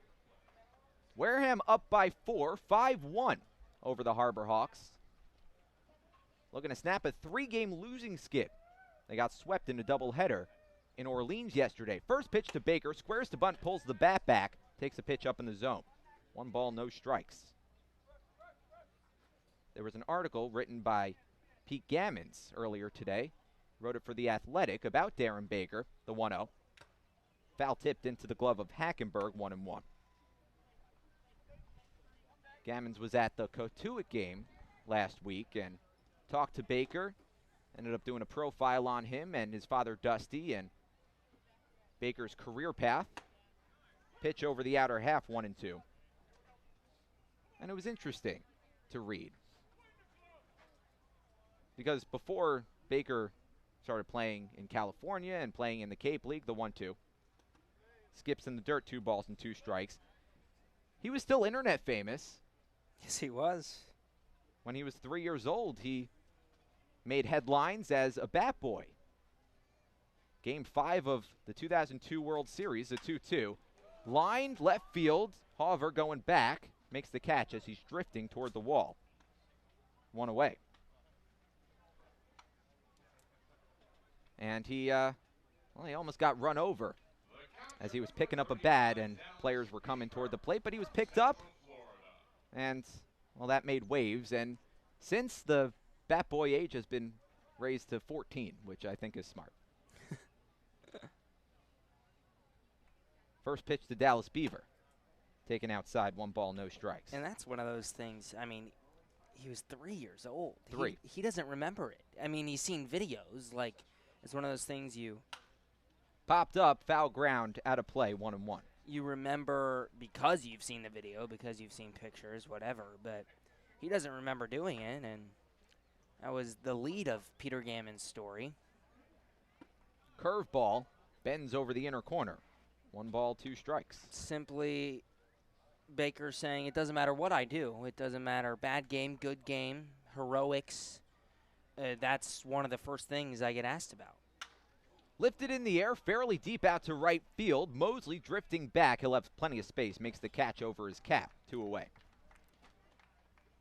And the rest of the article just went on to basically Baker making a name for himself, which he has done very well, hitting over 300 at Cal this past season. And now, well, 0-for-3 tonight, but before tonight, 350 in the most hits in the Cape League. First pitch low and away to Adrian Del Castillo. 1 ball, no strikes. Nobody on base, 2 away. Gatemen by 4. Bottom of the 5th inning. The 1-0. Fouled off. Into the caging right in front of us. 1 ball, 1 strike. Del Castillo 0-for-2 with 2 flyouts, both to left field. The 1-1. Skips about a foot in front of the plate. Hackenberg makes the block. 2 balls and 1 strike. That was when Dusty Baker was the manager of the San Francisco Giants. The 2-1. Taken outside, 3 balls and 1 strike. Played 19 years in Major League Baseball. And then Dusty was a manager for over 20. The Nationals, the Reds, the Giants. Fouled off. 3 balls and 2 strikes.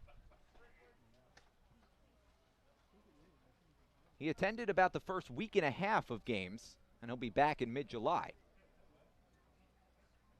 Darren Baker, no stranger to the Cape League, played for Brewster last season. The 3-2. Taken up and in, ball 4. Almost hits Del Castillo, backs away just in time. And the Gatemen have a base runner in the bottom of the 5th with 2 away. And this is the right part of the lineup you want up if you want to get something going with 2 outs here. Jacob Teeter, the new man up. Hot tonight, 2-for-2. One of 2 players in the Gatemen order who's 2-for-2. The other one, Matt McLean, who has 4 RBIs. Each time Teeter has singled, it's been to lead off an inning. First in the second, and the second one came in the 4th. Runner at first base, 2 away. Check swing, pitch taken low and away. Check down to third, and he went around. Jeff Kinney making the call. Standing in between second and third, shaded closer to the second base bag. That's such a tough call. I do not like when the check is to, I get it, the third base umpire's in the middle of the field, but it's just such a bad angle. The pitch from McIntyre. Taken downstairs, 1 ball and 1 strike. Completely changes the at-bat, too. It'd be 2-0 right now to Teeter. And both those pitches were breaking balls. I do not expect Teeter to get a lot of fastballs the rest of this night. Runner at first, 2 away. 5-1 Gatemen, bottom of the 5th. The pitch from McIntyre. Taken inside, 2 balls, 1 strike to Teeter. Jacob Teeter batting 5th. Playing first base for the Gatemen. Mitch McIntyre, as we mentioned, a position player, gave up a 3-run jack to Matt McLean in the last inning. Breaking ball, sits high. 3 balls, 1 strike to Teeter.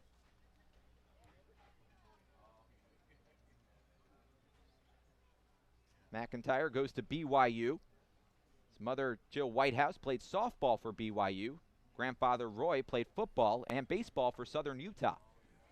Del Castillo at first. The pitch ripped on the ground, right side of the infield, under the glove of Servideo and into right field. Del Castillo goes first to third, slides in safely at third base, and Jacob Teeter pulls in at first. Runners at the corners with the Gatemen up by 4. And I know Servideo got a little bit of a glove on that, but that should be another hit for Teeter, and he's 3-for-3 tonight. Jacob Teeter 3-for-3 with 3 singles. He stands at first base. Del Castillo all the way to third. Mike Antigo, the new batter. 1-for-1. He singled in the 4th, was hit by a pitch in the 2nd, hit on his left foot. Left on left matchup. First pitch from McIntyre. Breaking ball. Sits outside. 1 ball, no strikes.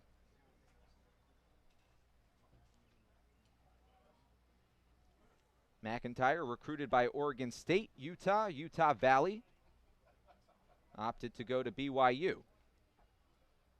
majoring in computer engineering. Throw back to first. Lazy toss. Teeter not taking much of a lead. Mitch McIntyre retired the first 2. Darren Baker, Dallas Beaver. The DB Twins, 2 flyouts to begin the inning. Then a walk to Adrian Del Castillo, who stands at third, and a single to Jacob Teeter. Runners at the corners, 2 away. Nubbed foul behind home plate, 1-1. Benjamin Semmes on deck.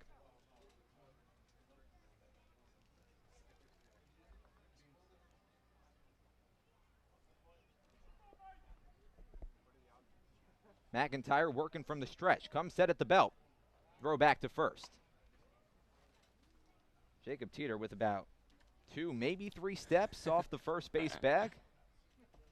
Not much of a lead, but McIntyre paying a lot of attention nonetheless. And again, to our knowledge, McIntyre hasn't pitched since high school. So he's not going to have that good of a move. The 1-1. Check swing. Pitch downstairs. Joseph Caraco making the call himself. The home plate umpire, Mike Antico, went around. 1 ball, 2 strikes. Gatemen leading 5-1. Thanks for spending your Monday evening with us. Teeter takes off. McIntyre doesn't even attempt to throw. McIntyre stepped off the rubber. Teeter was only halfway between first and second, but nobody was covering the second base bag. Great base running by Jacob Teeter. And the fact that there was 2 outs, you're always worried that Del Castillo would have came in and scored before they tagged Teeter out. Now 2 in scoring position. Rolled on the ground, down to first. Carlson waits, steps on the first base bag, and that'll do it for inning number 5. Gatemen leave 2 stranded. No runs on a hit. 2 men left. After 5, Gatemen on top by 4. 5-1 the score. We head to the top of the 6th. We'll be right back on the Gatemen Baseball Network. The Wareham-based 80 Makepeace Company, founded in 1854, is the world's largest cranberry grower and the largest private property owner in eastern Massachusetts. The company supports organizations like the Wareham Gatemen and projects like the outdoor cranberry bog classroom that you may have passed on your way in. Visit admakepeace.com to learn more. The 2019 Cape League All-Star Game will be played at Eldridge Park, home of the Orleans Firebirds. Mark the date on your calendar, Sunday, July 21st. Game time is 6 p.m., but the gates open at 2. One highlight will be the home run hitting contest. There will also be an autograph session and a large merchandise village with items from many of the teams. Be sure to buy your tickets now right here at the merchandise stand. Tickets are just $5, and part of the proceeds will support our Wareham Gatemen.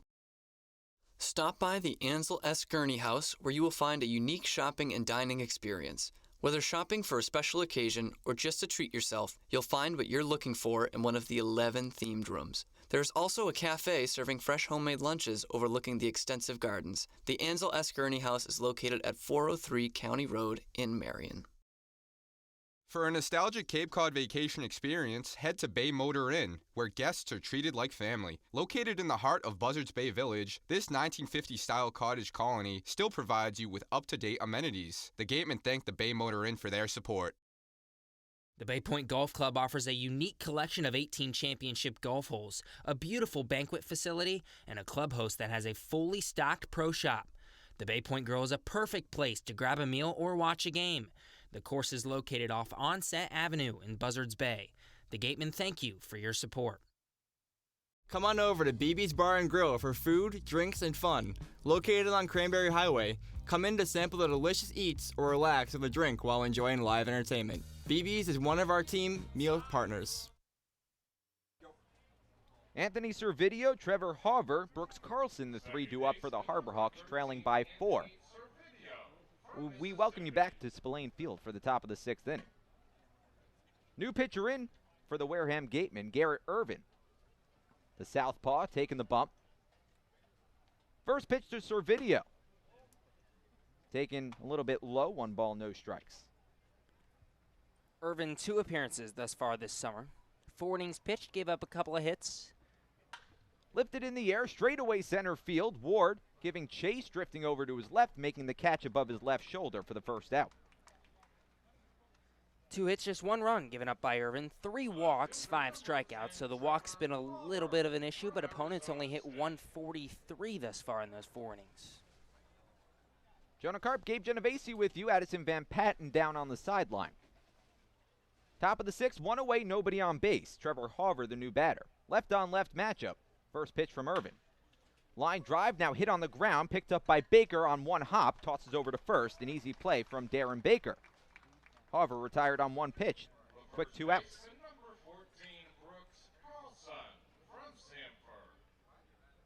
Garrett Irvin, a California native, going into his junior season at the University of Arizona, but he's transferring from Riverside City College. Nobody on base, 2 away. First pitch to Carlson, taken down Main Street, 0-1. Irvin works quickly back into the windup. Big swing and a miss, 0-2. Fooled him on the breaking ball there. Starts over the middle of the plate, breaks in on those righties. And Carlson swung way over top of it. Carlson back into the batter's box. Irvin ready to go. The 0-2. Swung on and missed, strike 3. Irvin with a quick inning in the top of the 6th. That strikeout brought to you by Lang, Exafaris, and Bullard. Head to lxblaw.com to seek a trial attorney in the New Bedford area. 5-1, Gatemen over Hyannis. After 5.5, we welcome you back inside the broadcast booth. Hi, Jonah Karp, Gabe Genovesi with you. Addison Van Patten standing on the sideline. It's been a good matchup so far, for the Gatemen especially, getting back on track as far as hitting is concerned, scoring some runs for the first time in 2 days. We're going to talk about that a little bit more. First, let's send it down to the sideline with Addison Van Patten. Addison? Here with Matt McLean from UCLA. Now, Matt, we were 4-1 up in the 4th. Tell me about that home run you hit out left. Yeah, it was a 0-1 changeup. I just saw it up and I hit it. I hit it good. I didn't know if it was out or not, and it went out. Well, the Gatemen are glad to have you here as you've been doing really well so far. How has the Cape been going for you? It's good. I love it. It's awesome. Finally got some good weather to play baseball, so it's a lot of fun. All right, thank you for talking with me, and good luck with the rest of the season. Thanks so much, Addison. Matt McLean having himself a night. This is the Matt McLean we expected to see. Exactly. 2 for 2, 4 RBIs already for Matt McLean, making an impact here in this one, and a 5-1 lead for Wareham. Not only have the bats come alive a little bit, but the pitching has been good as well, as Fleming let up just 1 run in 3 innings, and everyone else has done their job. Jacob Teeter also having himself a day. 3 for 3 so far. He was your player to watch. How about that for a prediction? I guess I know how to pick him every once in a while. Seems like it. It'll be Benjamin Semmes, Matt McLean, Matt Rudick, the 3 due up. Bottom third of the order due up in the bottom of the 6th. 5-1 Gatemen over Hyannis. The Harbor Hawks coming off their first win of the season. They're now 1-8-1 on this 2019 campaign. Finished second behind Wareham last year, despite having a negative 31 run differential. First pitch, foul tipped into the glove of Hackenberg. 0-1 to Benjamin Semmes. Their run differential this year, minus 40.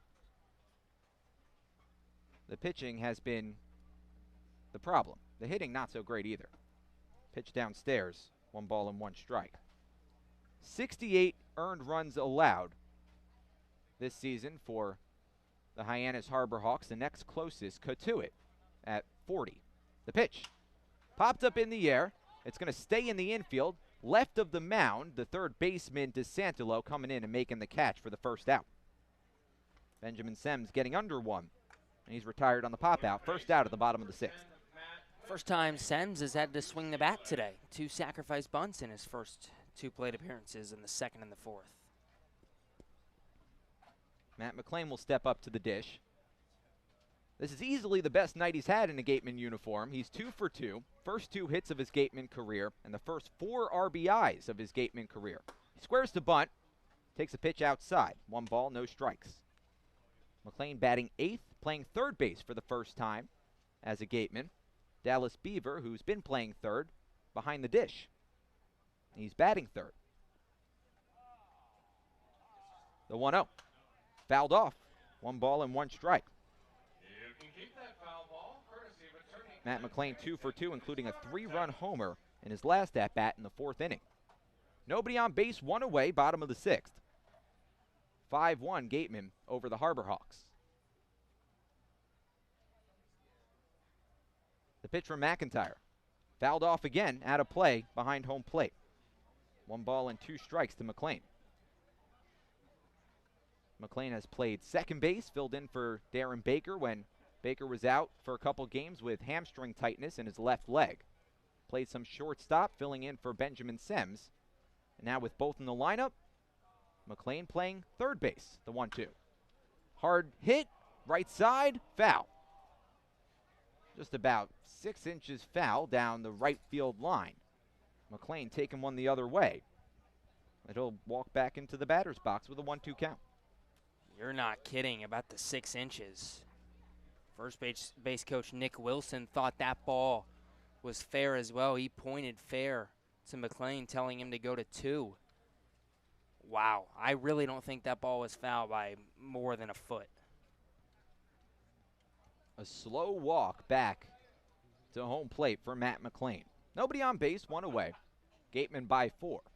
Bottom of the 6th inning, the pitch. Taken low and in, 2 balls, 2 strikes. Matt Rudick on deck. The 2 Matts rounding out the batting order tonight. The 2-2. Taken outside, 3 balls and 2 strikes. Matt McLean batted .203 with 6 triples, 4 homers, 30 RBIs at UCLA. Strikeout's a big issue. 64 Ks this season. The pitch from McIntyre. Lifted in the air, out to right field. That's going to twist foul along the right field line. Mosley giving it a look, but he'll let that sail out of play, and the count holds at a full count. Good job by McLean just to fight that pitch off. Would have caught the outside corner, wasn't what he was looking for. Was able to, you said it, twist it foul. McLean, the right-handed batter. Payoff pitch. Punch foul once again behind home plate. Well, we'll do it again. And this will be pitch 9 of this at-bat. McIntyre working. Trying to settle into a groove. Another payoff pitch. Hit on the ground, left side of the infield, picked up by the shortstop Nick Lofton, tosses over to first, a close play, and Matt McLean beats it out. Lofton struggled to pick it up and then pick it out of his glove, and by the time he threw it over to Carlson at first, Carlson made a stretch, but not in time to get Matt McLean. And it'll go down as an error on the shortstop Lofton. McLean beat it by probably half a step, and without the bobble and the regather, Lofton would have had him easily. So a runner at first base for the Gatemen. They catch a break in the bottom of the 6th, 1 away. Matt Rudick, the new batter. McIntyre looks over at first base, time called in the batter's box. Rudick looking for his first hit of the night. 8 for 31 this season. Batting average of .258. No homers, 4 RBIs. Throw back to first. McLean back to the bag. McLean had 6 stolen bases this season at UCLA. 1 away, bottom of the 6th, 5-1. Gatemen over the Harbor Hawks. Come set at the belt for McIntyre. Looks over at first. First pitch to Rudick. Popped up. Left side of the infield. And that's going to drift toward the center of the infield. The shortstop Lofton making the catch behind the mound. Second pop-up of this inning. Helping Mitch McIntyre out. Runner at first base. That's the second out. Braden Ward. We're back to the top of the order.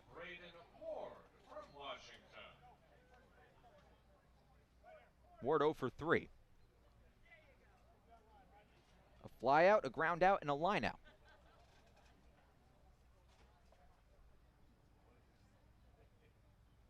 Runner at first base. 2 down. McIntyre from the belt. Deals from the third base side. Ward squares to bunt, pulls his bat back, throw down to first.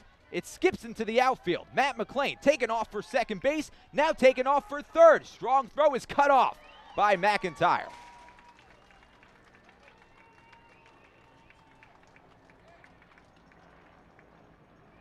Matt McLean goes all the way to third base.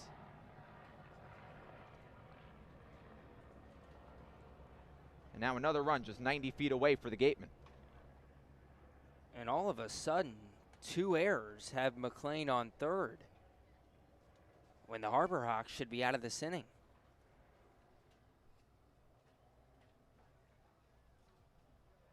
One ball, no strikes. The pitch taken downstairs to Braden Ward.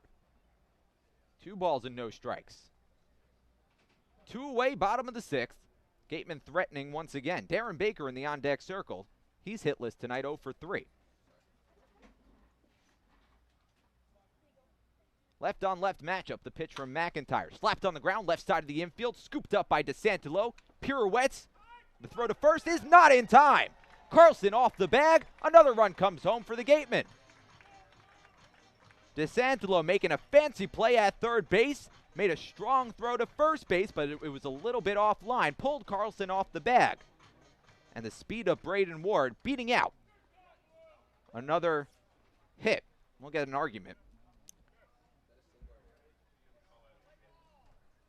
First base umpire Tom Ryberg made it very clear that it was Carlson being off the bag. That was the reason Ward was safe. The throw still beat him by probably half a step.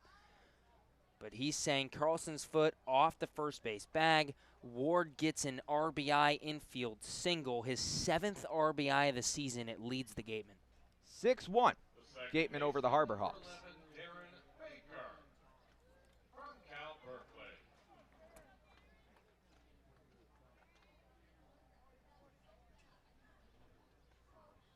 Still 2 away, runner at first base. Darren Baker 0 for 3 with a strikeout, 2 flyouts. The pitch. Baker squares to bunt, takes a pitch right down the center of the zone, 0-1. Bottom of the 6th inning, Gatemen now leading by 5. These two teams met last week. Gatemen took a 12-5 victory, a 9-run 8th inning in that contest.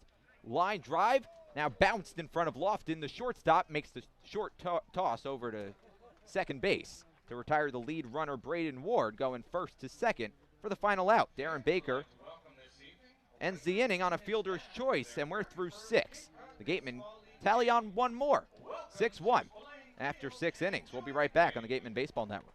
The Wareham-based 80 Makepeace Company, founded in 1854, is the world's largest cranberry grower and the largest private property owner in eastern Massachusetts. The company supports organizations like the Wareham Gatemen and projects like the outdoor cranberry bog classroom that you may have passed on your way in. Visit admakepeace.com to learn more. The 2019 Cape League All-Star Game will be played at Eldridge Park, home of the Orleans Firebirds. Mark the date on your calendar, Sunday, July 21st. Game time is 6 p.m., but the gates open at 2. One highlight will be the home run hitting contest. There will also be an autograph session and a large merchandise village with items from many of the teams.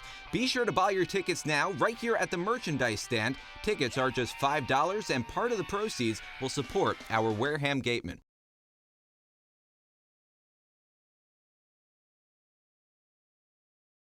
Stop by the Ansel S. Gurney House, where you will find a unique shopping and dining experience. Whether shopping for a special occasion or just to treat yourself, you'll find what you're looking for in one of the 11 themed rooms. There's also a cafe serving fresh homemade lunches overlooking the extensive gardens. The Ansel S. Gurney House is located at 403 County Road in Marion. Hunter Goodman, Rigsby Mosley, Adam Hackenberg, the 3 due up. Garrett Irvin still pitching for the Wareham Gatemen, his 2nd consecutive inning. Gatemen got 1 more in the last half inning, 6-1 over Hyannis. Top of the 7th. Hunter Goodman, 1 for 2. First pitch from Irvin, skips in the dirt. Beaver makes the stop, 1 ball, no strikes. Jonah Karp with you, now sitting alongside our producer, our jack of all trades, our Javik of all trades, Javik Blake. Pitch downstairs, 2 balls, no strikes. Javik, how are you? Doing great. How are you? I'm pretty good. That's good to hear.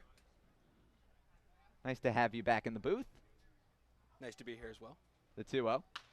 Hit on the ground, left side foul, 2-1. Javik just graduated high school. He's attending Elon in the fall, studying broadcasting. Yes, sir. Hopes to one day call games for, who's your team? Who's your MLB team? The New York Yankees. So I'm going to say that quietly on the broadcast, New England. Hopes to one day take either John Sterling or Michael Kay's job. The 2-1. Breaking ball, slow breaking ball, sits outside, 3-1. Yeah, I think at this point I should make up a different team to say around here. We're only 45 minutes away from Fenway. Can't Red go Sox wrong. country. Right, can't go wrong with the Royals. Swung on and missed. Strike 2. That was a John Sterling call. 3-2. A little premature there. Got a little excited. Unless you're foreshadowing and he strikes him out here. Irving's going to buy some time. Nobody on base, nobody out. Gatemen by 5. Irvin back into the windup, the 3-2. Lifted in the air along the right field line. Rudick giving chase into foul ground. Rudick diving, and he made the catch. Oh, what a play by Matt Rudick. Making the diving catch in foul ground to retire Hunter Goodman one away. And what a play that is from the right fielder, Matthew Rudick, ranging over almost 50 feet to get that one in foul territory, laying out, going full extension, and grabbing that one. What a play. It's really the defense for the Gatemen that's been stellar tonight. A lot of great plays we've seen time and time again. And on the other side of things, the Hyannis defense really broke down that last inning. Rigsby Mosley, the new batter. Left-on-left matchup. First pitch from Irvin. Fastball. Catches the outer corner, 0-1. And it's not really the Hyannis offense that hasn't been going. The reason for that has really been the Gatemen pitching. A whole lot of strikeouts tonight. We've seen a lot of good pitching tonight and a lot of good fastballs. The 0-1. Fouled off into the cage. And speaking of fastballs, there was a changeup there, a little bit of an off speed, but you get him to 0-2 now. That opens up options. You can go with a curveball coming off the outside corner. You can throw it in the dirt. You can throw your waste pitch. The 0-2. Breaking ball, bounced foul, right side. Count holds at 0-2. And just like that, from the left, you're trying on that curveball, trying to get it to just bite the outside corner. But the one thing you don't want is any hit with 2 strikes. You can get that. The worst thing they can do is foul it off. That's the worst thing they can do. If you can get that, you're doing fantastic. The 0-2. Slow roller down the first base line. That's a fair ball. Backhanded by the first baseman. Teeter takes it to the bag himself. 2 away. Well, you might be listening to the broadcast and saying, man, this kid Javik really knows his baseball. He played baseball in high school. He was a catcher. First time this season we've seen Dallas Beaver behind the dish. I'm curious what your thoughts are so far for Mr. Beaver. He's doing fantastic. First pitch low and away. 1 ball, no strikes to Hackenberg. Both him and Hackenberg have been doing fantastic. One of the things that really stood out to me with Hackenberg was the play. I'll tell you after this pitch. The 1-0.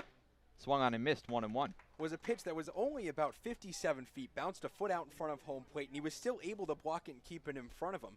That was really a huge play, because if that gets by you, the guy's going to second.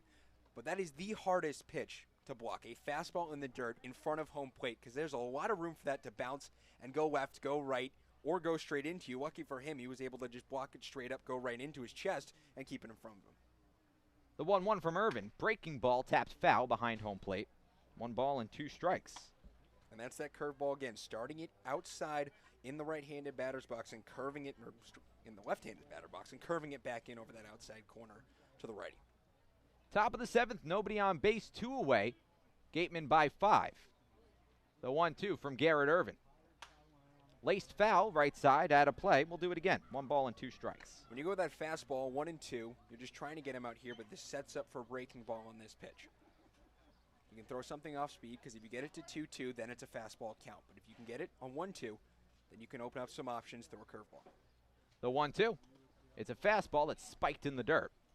2 balls and 2 strikes. And a good block there from Beaver. The fastball in the dirt, not reaching the plate at all, so it's not close to you.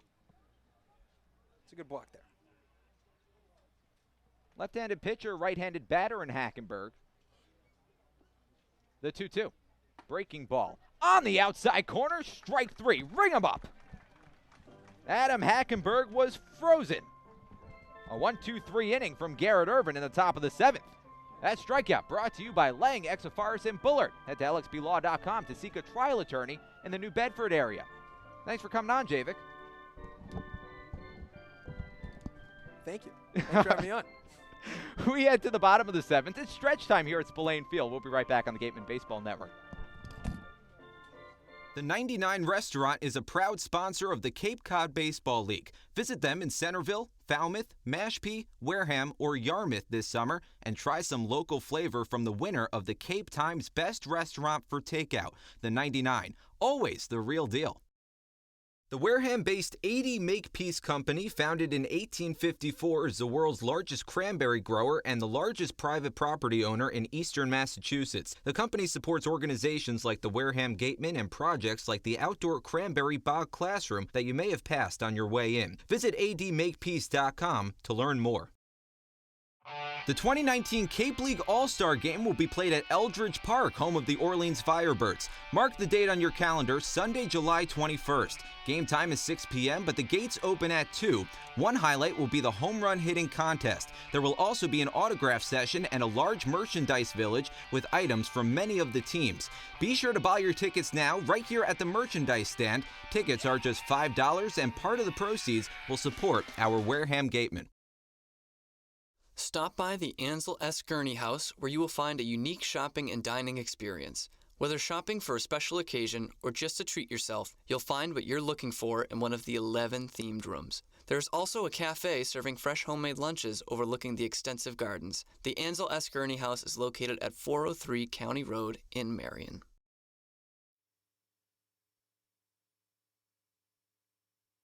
Bottom of the 7th inning.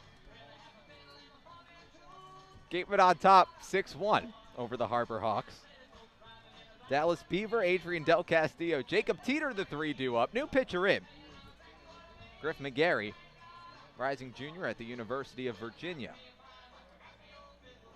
Pitched 53 1/3 innings for the Cavaliers this season, a 4.56 earned run average, 64 strikeouts in 53 innings, but 54 walks in 53 innings. The command, a bit of an issue. 13 appearances this season for McGarry. He'll face 3, 4, and 5 in the Gatemen order. First pitch off the glove of the catcher, Hackenberg. Taken for a ball outside. 1 ball, no strikes. Dallas Beaver, the first man up. He's 0 for 1, but he's reached base twice, 2 walks. Fastball. Darts the outer corner, 1-1. McGarry, a California native, 6'2", 190 pounds. Right-handed pitcher. The 1-1 to Beaver. Again, pops out of the glove of Hackenberg. This one's high. 2 balls and 1 strike. Beaver walked twice, was caught stealing. Retired on the base paths. Then flew out to right field. The pitch, lifted foul, out of play. 2-2.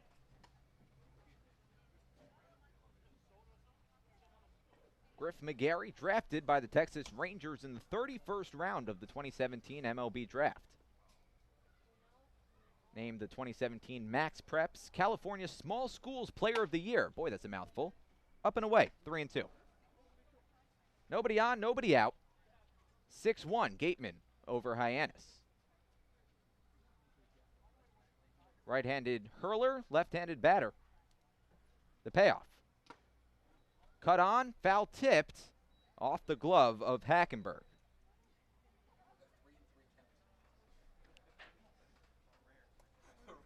Dallas Beaver stays alive in the batter's box. McGarry has one brother, Matt McGarry. Played 2 years at Vanderbilt. The pitch. Cut on and missed, strike 3. McGarry went up, Beaver chased. Strikeout to be in the bottom of the 7th. That'll bring up Adrian Del Castillo. Reached base on a walk in the 5th. Flew out to left field twice, 0 for 2. Meeting between Hackenberg and McGarry.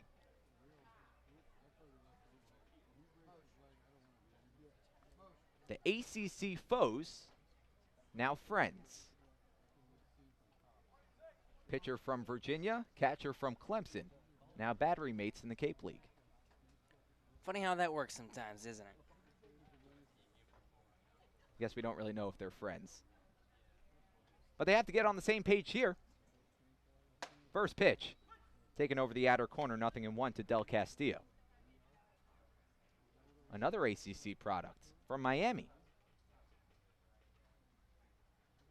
The 0-1. Breaking ball, right down Broadway. Count quickly, 0-2.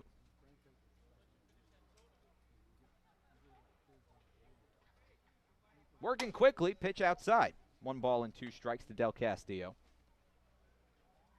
Now 7 for 27 in a Gatemen uniform. Batting average up to .259. He has a homer, 4 RBIs. That home run coming against Hyannis. The pitch. Lifted foul, left side, out of play, 1-2.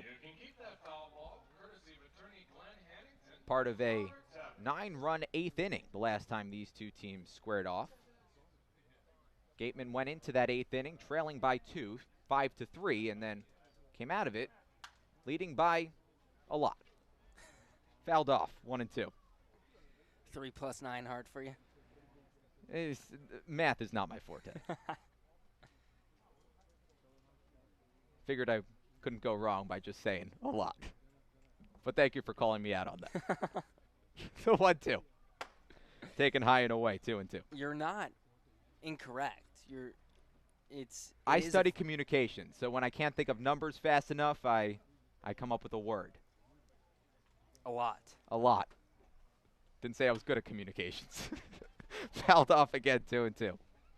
The 9-run 8th, easily the biggest inning of the season for the Gatemen, and stole a win from the Harbor Hawks on the road.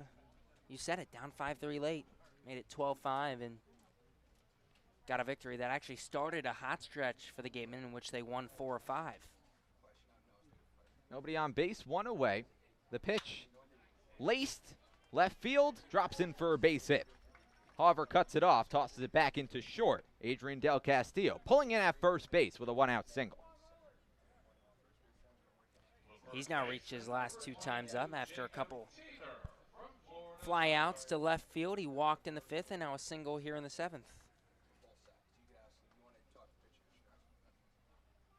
6-1 the score, Gatemen over Hyannis. 1 away, bottom of the 7th inning. Jacob Teeter, the new batter. 3 for 3 tonight. One of 2 Gatemen who you could say is having himself probably his best night so far of the summer. Him and Matt McClain, who has 4 RBIs, has reached base 3 times. Runner at first, 1 away. First pitch. Taken downstairs, off the glove of Hackenberg, skips to his right and down the first base line. Adrian Del Castillo goes first to second without a throw. 1 ball, no strikes to Jacob Teeter.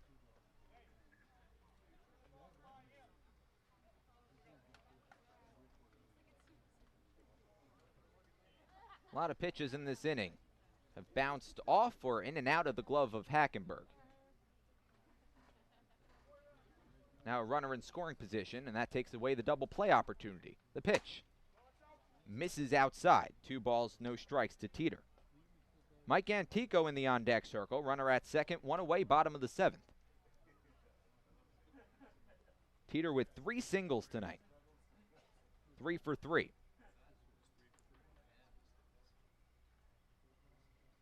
The pitch. Fastball over the outer half, 2-1. Good spot there from McGarry. Didn't want to give him a fastball right down the heart of the plate. Had to paint that outside corner and did. Jacob Teeter was 5 for his first 28. Now 8 for 31. Look back to second base. McGarry comes set at the belt. Time called in the batter's box as McGarry was about to fire to home plate.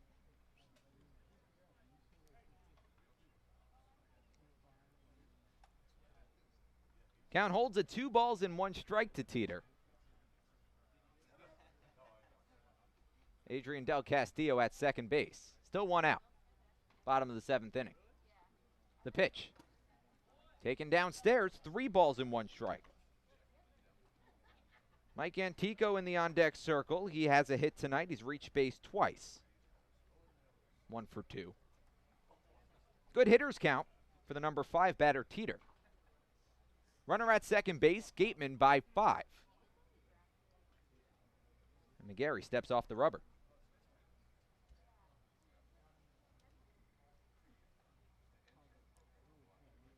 McGarry leans in. Gets his sign from Hackenberg. Takes a deep breath, wiggles his right fingers. Checks down to second, comes set at the belt. Here we go. Pitch over the outer half. Late call from Joseph Caraco. And Teeter was about to head down to first base. 3-2. He was. I do think that pitch caught the outside corner. Barely, but good pitch right there from McGarry. Gatemen leading 6-1. Bottom of the 7th, 1 away, runner at second base. The pitch.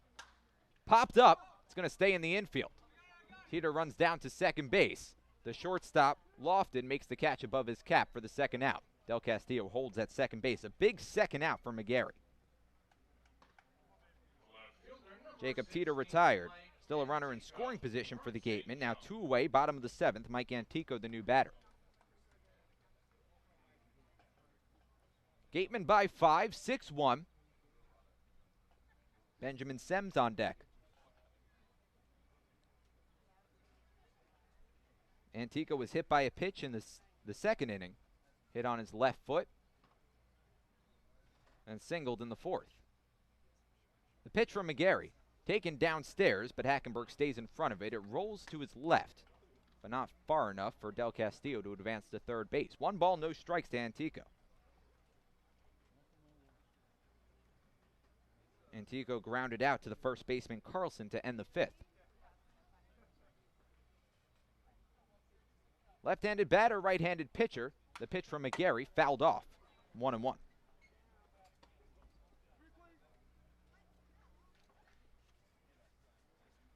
Just go around the league a little bit here in the 7th. Only 2 other games going on tonight because, well, it's Monday. It's supposed to be an off day in the Cape League, but because of all the rain and the fog, several makeup games. The 1-1.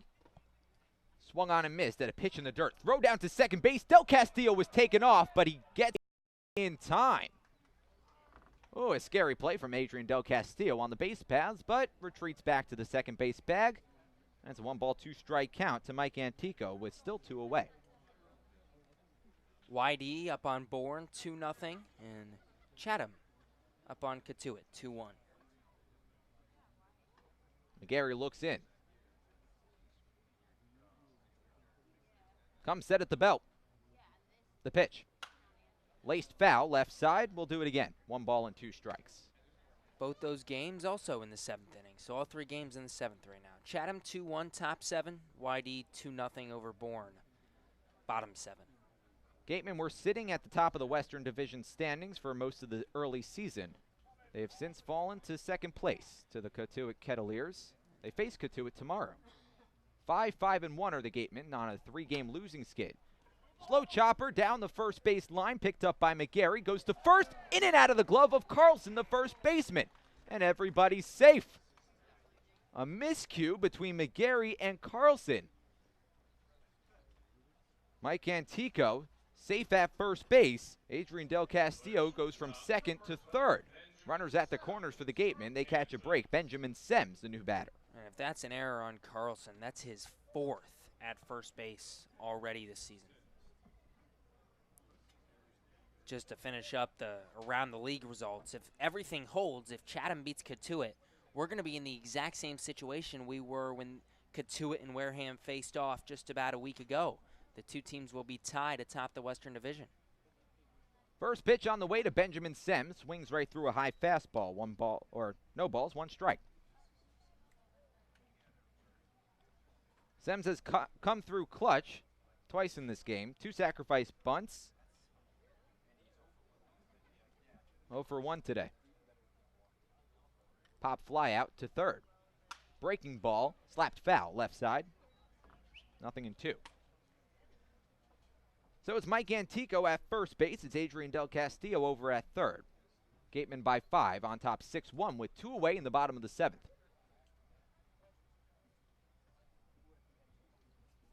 Sem's a left-handed batter, playing shortstop tonight, batting 7th for the Gatemen. The rising senior at the University of Kansas from Missouri. Pitch upstairs. 1 ball and 2 strikes. Native of Chesterfield, Missouri.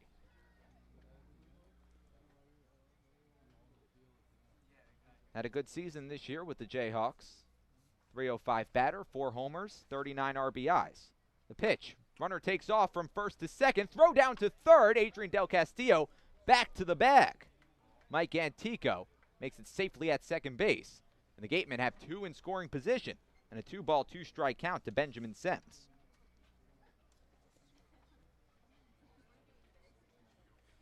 Good job by Del Castillo just to get enough off that third base bag to where you force the throw down the third and still get back safely. Deuce is wild. 2-2 the count, 2 on, 2 away. The pitch. Breaking ball, slapped over the third base bag, but foul. We'll do it again. 2 balls and 2 strikes. Sam's doing a nice job of fighting off a couple of breaking balls, and he's in a battle now. Gatemen leading by 5. 6-1 with 2 away in the bottom of the 7th. Matt McClain, the dangerous Matt McClain on deck.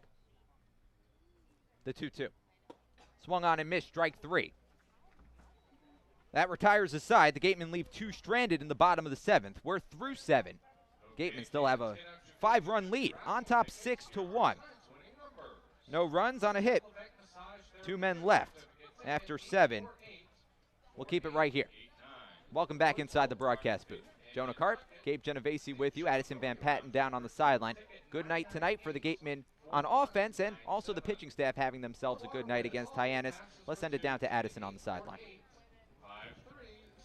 Hi guys, yeah, I wanted to talk to you about Brendan Salucci. He was our starting pitcher tonight, and he was actually drafted in the 12th round by the Boston Red Sox. Now they told him they wanted to send him down to the Cape for the summer to play with the Wareham Gatemen, and they were going to watch how he did. Now they took that short trip down the road to Wareham today to watch how he did, and he said that they are going to come to terms shortly. If they do come to terms, he's hoping to sign on his birthday. That is the 30th of this month, and if they don't, he said that is totally okay. He is excited to go back to Tulane to spend another year there and spend the whole Cape in the summer. Now, Jonah, Gabe, how does a whole summer in the Cape sound to you guys?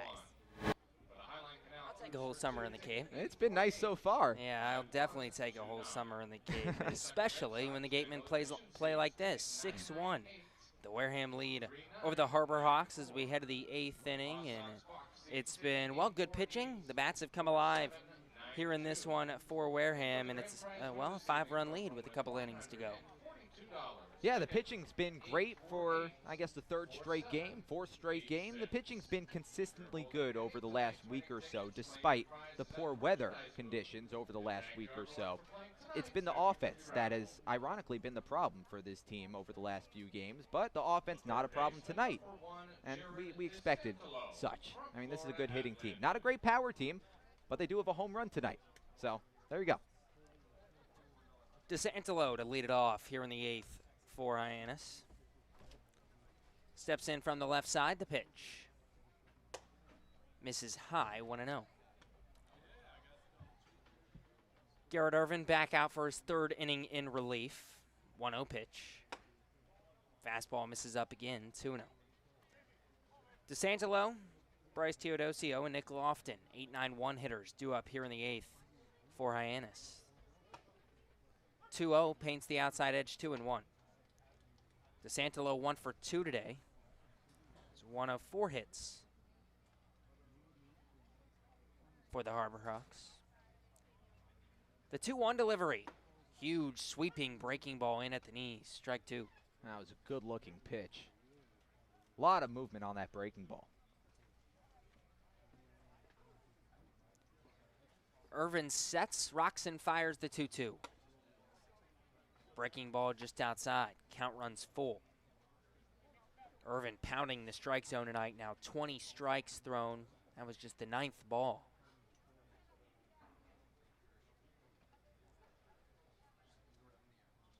The 3-2 delivery. Popped up, shallow left field. Sems ranges back in. Tico comes in and makes the catch. One away here in the 8th. So as it started to cool down and the sun has come down, the ball not carrying as far as it was. But boy, was it carrying early in the game. Matt McLean hit a rocket out to left field that carried into the bleachers. 3-run bomb. First pitch, foul tipped back into the glove of Beaver. 0-1 to Bryce Teodosio. Wareham 6, Hyannis 1. Top of the 8th, 1 down. The 0-1 from Irvin. Hard ground ball, left side, Sems, gloves, throws to first in one motion, in time.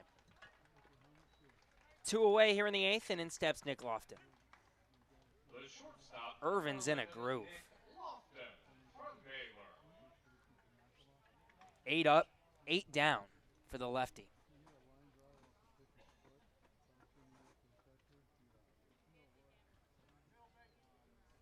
Nick Lofton, the leadoff hitter. The pitch. Down low. 1-0. With a win tonight, and if Chatham holds on and beats Katuitt, as Lofton takes a strike in the outside corner, 1-1. Wareham will tie Katuitt for first place in the Western Division. The 1-1. Misses low, 2-1. And then Katuitt comes here tomorrow night. It'll be a battle of first place teams for the second time this season. The pitch. Breaking ball on the inside corner at the knees for strike 2. Nick Lofton has not lifted the bat off his shoulder. Doesn't even look like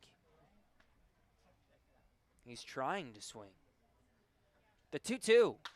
Hard hit pretty well to left, but straight to Antico. 3 up, 3 down in the 8th. And Garrett Irvin has gone 9 up, 9 down in his 3 innings of relief. We head to the bottom of the 8th. The Gatemen lead 6-1. We'll be right back in the Gatemen Baseball Network. Cape Cod Coca-Cola thanks you for supporting the Cape Cod Baseball League and for refreshing yourself with ice-cold Coca-Cola products. Please remember to recycle your empty bottles, cans, and all other recyclable materials. It only takes 6 recycled plastic bottles to make a new baseball cap. Learning at Curry College extends beyond the classroom and is embedded in all that they do. Curry prepares students to engage in successful careers and active citizenship with a global perspective. Explore undergraduate majors, minors, and concentrations, including new majors in accounting, biochemistry, and software development. Online at curry.edu. Clobbered high and deep to right center field, and this one is gone. A home run. That home run's brought to you by Eastern Propane and Oil, another scholarship for a deserving youth. Eastern Propane and Oil, we're in your neighborhood. After the game, visit El Mariachi on Main Street for the best Mexican food in Wareham. The cantina provides a delicious late-night snack accompanied by fun cocktails. The Wareham Gatemen would like to thank Franklin Sports for their sponsorship of the Cape Cod Baseball League. Franklin is yet again proud to be the official batting glove of the Cape Cod Baseball League. Throughout the summer, all the Cape League teams are wearing their own custom team batting gloves courtesy of Franklin Sports. To order your favorite team's design or to create your own, visit franklinsports.com/custom, enter code CCBL20 for 20% off your purchase. From Cape Cod to the major leagues, only the best hitters in baseball wear Franklin gloves. Bottom 8 here at Spillane Field. 6-1, the Gatemen lead over the Harbor Hawks. Pitching change for Hyannis here in the 8th. Kyle Witten in to pitch the 8th inning. So Griff McGarry came in, pitched an inning, gave up 1 hit. No runs, no walks, 2 strikeouts. What do we know about Kyle Witten, my friend? Well, he's another UVA product. One Cavalier replacing another Cavalier. A .597 earned run average in 31 2/3 innings pitched this season. 29 strikeouts, 15 walks, 27 separate appearances. A relief pitcher for the University of Virginia. Going to be a junior next year. Witten has pitched this summer as well as Matt McLean steps into center stage. 3 appearances, 4 2/3 innings pitched. He's given up 9 hits, 7 runs, all earned. 5 walks, 4 strikeouts. Opponents have hit .429 against the Virginia Cavalier. He could use a positive outing. Bottom 8, Gatemen up 6-1, and Matt McLean, who's knocked in 4 of those 6 runs, to lead off the 8th. First pitch of the night for Kyle Witten. Fastball low and in, 1-0.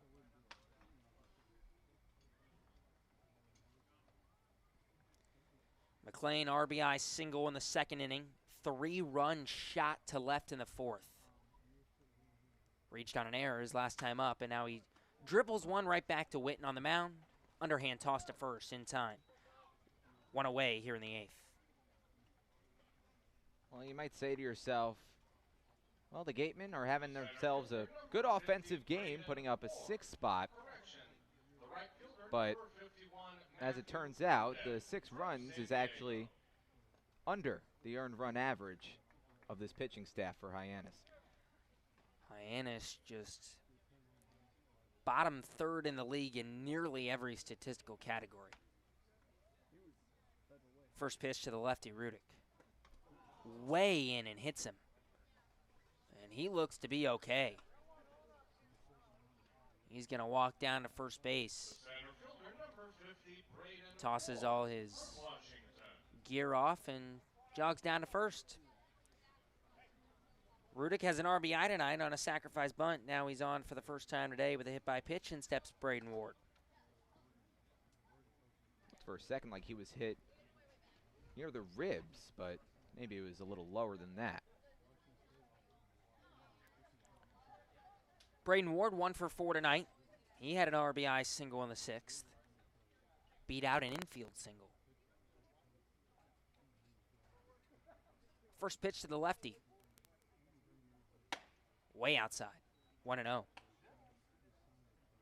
Witten works with 2 pitches, fastball, slider. We'll throw that fastball just over 60% of the time. Tops out around 91 miles an hour. The 1-0 to Ward. Down low, another fastball, 2-0. Gorgeous night here at Spillane Field. Nothing but blue skies when we started. Sun is set. Good night for baseball. Gatemen fans happy. Their team up 6-1. And now Witten's going to step off.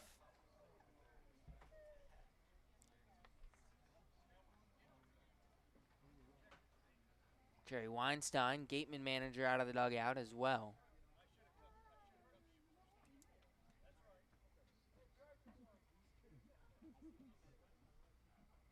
I don't know if he was checking on Rudick or what Weinstein was doing there, but he has a conversation with the home plate umpire, Joseph Caraco, excuse me. Now the 2-0. Misses outside 3-0.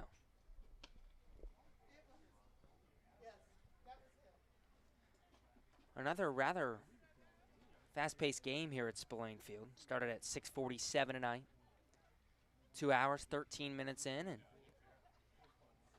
the Gatemen with 3 outs on the top of the 9th can take care of this thing. Right now, the 3-0 to Ward. Actually throw over to first. Rudick back safely. And with McLean jumping on a pitch early, Witten hitting Rudick, and now behind in the count to Ward. We haven't seen the slider yet.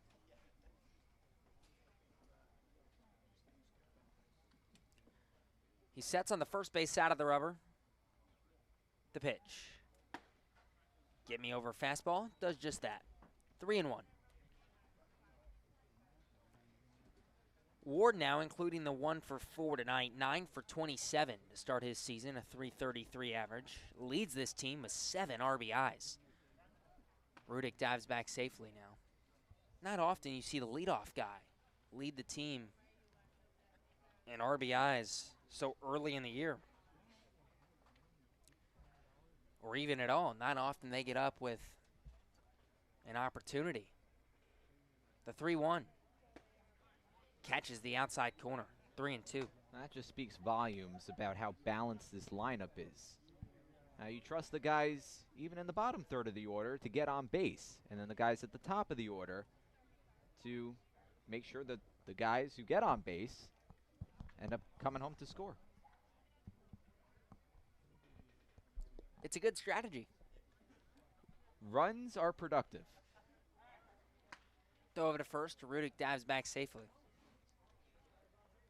And tonight, the bottom of the order, I mean, Benjamin Sims is over 2, but he delivered the 2 key sacrifice bunts to move runners over. Matt McLean, the 4 RBIs, he's reached 3 times. Matt Rudick, the 9-hole, had the sacrifice bunt to score a run and get his 5th RBI of the year. He's on first right now with a hit by pitch. The 3-2 to Ward, runner going, ground ball towards short, scooped, and they can't turn 2. Throw to first in time. So Rudick going prevents the double play. He's in scoring position with 2 outs for Darren Baker. That ball was picked up right next to the second base bag. I don't know if he would have gotten Rudick, but it still would have been close. Definitely would have had an opportunity for a double play had Rudick not gone. And in steps Darren Baker with 2 outs. Gatemen up by 5, 6-1. Rudick on second, and Baker a rare 0 for 4 day thus far. The pitch just misses low. 1-0.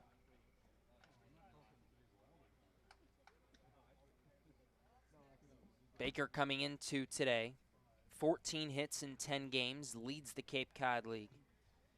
.350 average, was 5th in the league. The 1-0. Hard ground ball left side, backhanded by the shortstop Lofton, and now he loses it as he goes to transfer in to his throwing hand. And that's going to be a single. They're going to give Darren Baker a single, as I don't think he would have got Baker even if he made the play. He didn't have a play. Darren Baker has a lot of speed. He was compared to D. Gordon by some scouts, Juan Pierre by some scouts. He's a better hitter than Juan Pierre was. But Darren Baker would have beaten out any throw. Especially with Lofton moving to his right away from the first base bag. In steps Dallas Beaver. First pitch to the lefty. Hard line drive into left field, a base hit. Beaver comes through. Rudick scores easily, and it's 7-1 Gatemen. Dallas Beaver's first RBI of the summer. Well, Dallas Beaver continuing to be productive for this team and continuing to be a difficult out for this team. Off to a great start. And this will all come back to Rudick stealing second, preventing the double play, keeping the inning alive. And now a run scores as Del Castillo ropes one into left center field, a base hit. Baker rounds third. He'll score easily. Beaver comes to third, gets the halt sign. And it's an RBI double for Adrian Del Castillo, his first double of the summer. His 5th RBI of the summer, and it's 8-1 Gatemen here in the 8th. Well, this is exactly what the Gatemen were working on in batting practice. You get a pitch on the outside corner, you take it the other way. The drill was you have a machine on the left side of the mound, a machine on the right side of the mound to mimic pitches on the inside corner and the outside corner. You pull one on the inside corner, you take one the other way on the outside corner. Last 2 pitches dumped into left field. Time call by Jacob Teeter, the lefty.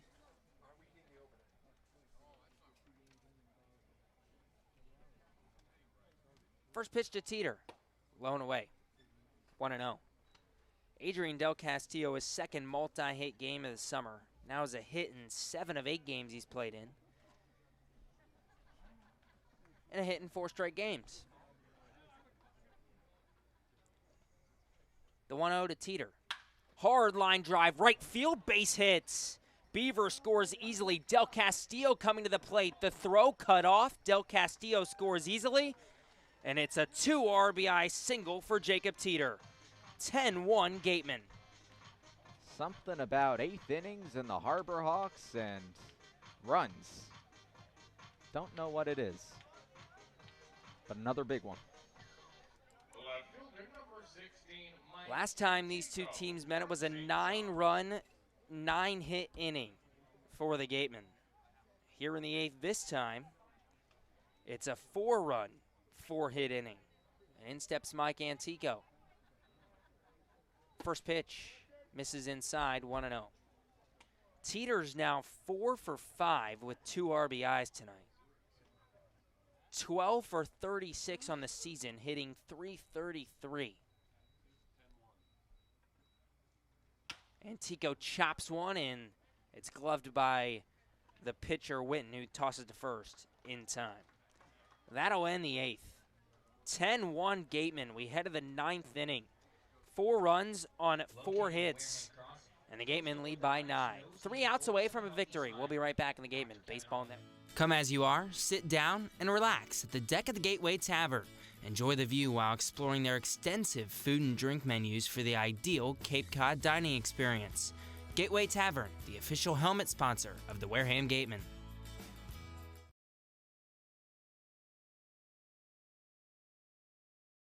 Joanne Stevenson and William Ravis Real Estate, a double play when it comes to selling or buying a home. With 19 years of experience in residential real estate and ranked #1 globally, they are sure to help you with all of your hopes and dreams. William Ravis Real Estate, the official real estate company for the Boston Red Sox, and Joanne Stevenson, your hometown agent, proudly support the Wareham Gatemen.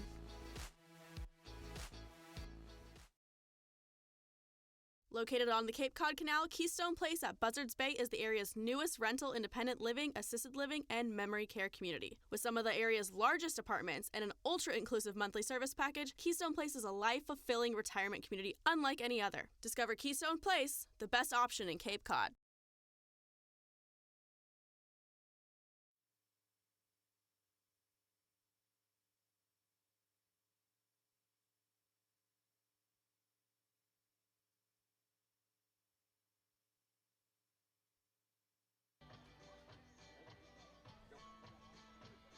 We head to the 9th here at Spillane Field.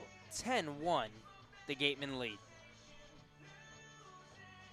4 runs on 4 hits in the bottom of the 8th for Wareham really breaks this thing open. 6-1 was comfortable. 10-1 really breaks it open. And now Wareham 3 outs away from a victory here against the Harbor Hawks. Austin Weiermiller in to pitch the 9th. For Wareham, making his first appearance of the summer, Stanford Cardinal. He'll face the 2-3-4 hitters, Anthony Servideo, Trevor Hauver, and Brooks Carlson. So Garrett Irvin's day out of the pen is done. 3 innings pitched perfect for Irvin. First pitch from the lefty Weiermiller. Misses outside, 1-0. Weiermiller just finished his sophomore year at Stanford. 2.45 ERA. He was spectacular for the Cardinals. 1-0 in there for a strike. 33 innings pitched, 41 Ks, 17 walks. And on top of it, a 6-0 record with 2 saves. 1-1, misses inside, 2 balls and a strike. 6-0, 2 saves. You mentioned the 2.45 ERA. Opponents only hit .210 against the lefty. The 2-1. Fastball on the outside corner for strike 2. And he goes to Stanford, which means he's pretty smart. Very true. Servidio's 1 for 3 tonight. The 2-2. Breaking ball, softly grounded towards second. Baker scoops, throws to first in time. 1 away. But here's the thing. I beat Austin Weiermiller in a race to finish a Sudoku puzzle. Humble brag there. Not very. I'm very proud of that. We established in this broadcast alone that my math skills are very poor. He goes to Stanford. I also finished half the puzzle for him. First pitch to Hover, misses low, 1-0. Is that your... That's no dig on Austin. But that's your... I'm just very proud of that. Most accomplished feat of the summer. It's probably top 3 of my 21 years on this earth. The 1-0. Misses low and in, 2-0. Top 3 in your life?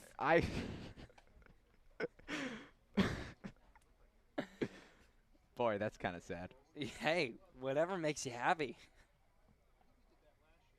I practice every morning. Lefty on lefty matchup, the 2-0. Misses low and away, 3-0.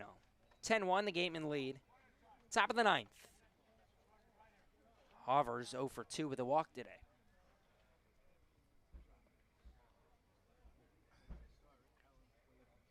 The 3-0. Fastball right over the heart of the plate. 3-1. Chatham has extended their lead over Cotuit. 4-1 in the top of the 8th.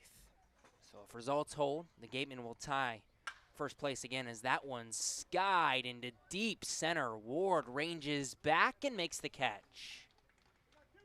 2 away. And the Gatemen are 1 out away from a victory. Final over at Doran Park tonight. 2-0. YD beats Bourne in a game that lasted just 2 hours. Brooks Carlson to try to keep the inning, keep the game alive for Hyannis. First pitch from Wire Miller. Misses outside, 1-0.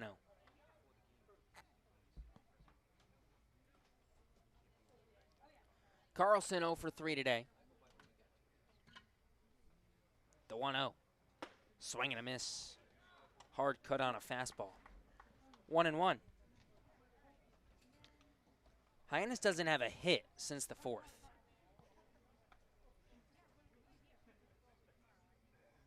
In innings 5 through, well, now 9, they don't have a base runner. The 1-1, way inside, 2-1. We'll say after the final out, keep it right here on GBN and on WCTV. We'll have a post-game show for you. 2-1, swing and a miss on a fastball, 2-2. The debut? Yeah, we normally wrap it up pretty quickly on here and then post the post-game show to YouTube after the game. 2-2, outside, count full.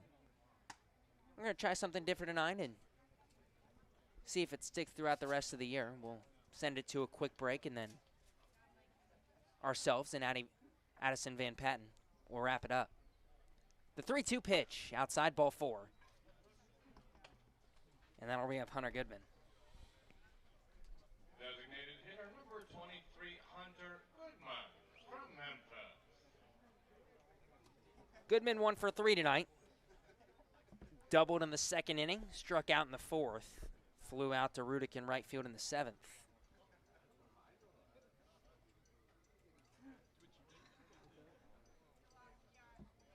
First pitch to the righty. Swing and a miss. Fastball right down the heart of the plate, 0-1. Goodman now 7 for 39 this summer. Struggling to hit, hitting below 200. The 0-1. Fastball way high now. 1 ball and 1 strike.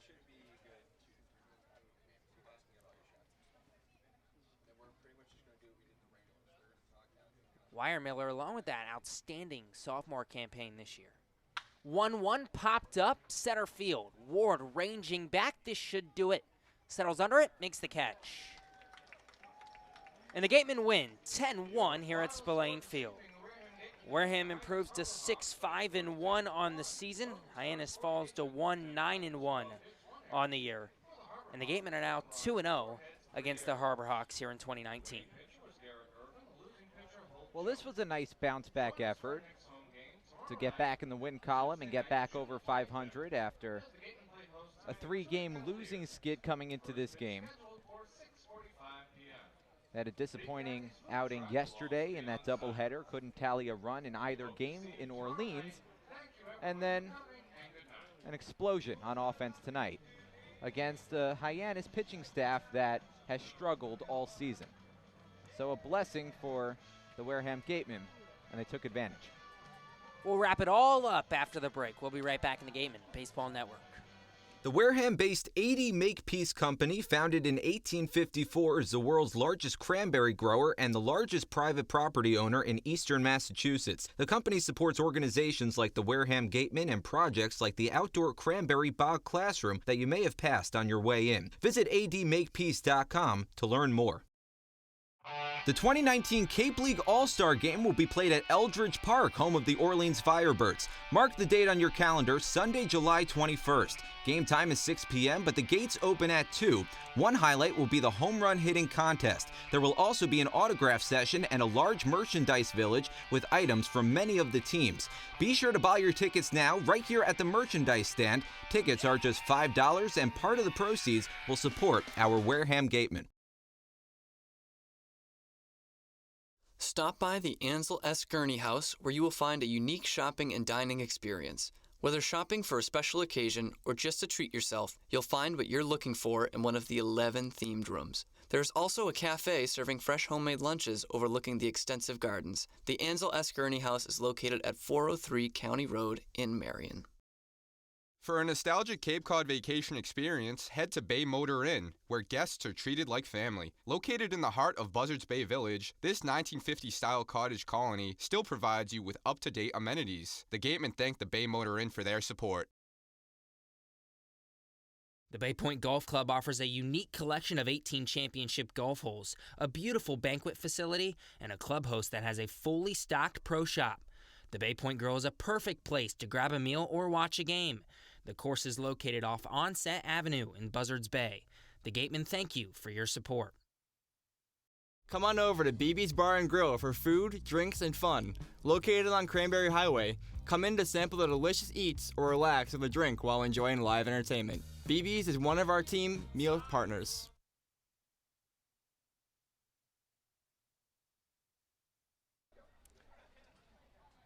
Final tonight, Wareham 10, Hyannis 1. Welcome up to the booth, Gabe Genovesi, Jonah Karp, Postgame Show here on the Gatemen Baseball Network and WCTV, as after 2 games yesterday in which the Gatemen got shut out in both, 1-0 losses to the Orleans Firebirds yesterday, the bats come alive. 10 runs on 12 hits. They leave 8 on base. Gatemen had plenty of opportunities tonight. And meanwhile, the Harbor Hawks final line, 1 run on 4 hits. They only leave 4 on base. They didn't have a hit in innings 5 through 9 tonight. And the big story of the doubleheader yesterday was not only that the Gatemen couldn't score runs, but the reason they couldn't score runs is because every time a player got on base, the inning would be over a batter or 2 batters later. They just couldn't tally multiple hits in the same inning. Wasn't a problem tonight. As a matter of fact, they did very well, not only with runners in scoring position, but runners in scoring position with 2 outs. Exhibit A, the 8th inning, 4 straight hits, all coming with 2 away, and that led to another explosion of an offensive inning for this team. 4 runs that sealed the deal in that 10-1 victory. The 4 runs on 4 hits in the 8th, as you said, really broke it open. An RBI single from Dallas Beaver, an RBI double from Adrian Del Castillo, a 2 RBI single for Jacob Teeter. Let's kind of break down this lineup 1 through 9 right now. Let's do it. Really, everyone contributed. Yeah, I mean, the first person I think you have to acknowledge is Jacob Teeter, who went 4 for 5 and had the best outing of his Gateman career. He's become the everyday first baseman for this team, and all of a sudden tonight, your prediction for the player to watch is the player that we're now reflecting on, Jacob Teeter, with 4 singles and 4 big singles contributing. And how about Matt McClain coming alive today as well? His first 4 RBIs of his Gateman career, including 3 on a 3-run jack that came back in the 4th inning. Showing off the power, showing off the clutchness And Matt McLean is the player I think we expected to see, not the player that played at UCLA. In talking to both those guys before the game, I mean, Teeter started 0 for 10 this summer, and he flat out admitted, I needed to get in a rhythm. I needed to see the ball. He said he was struggling just to kind of see pitches, and now that he's seen the ball better, he's like, I'm focusing on driving it where I want to take it. And while being a lefty tonight, all his hits were to the left side. He was pulling the ball very well tonight.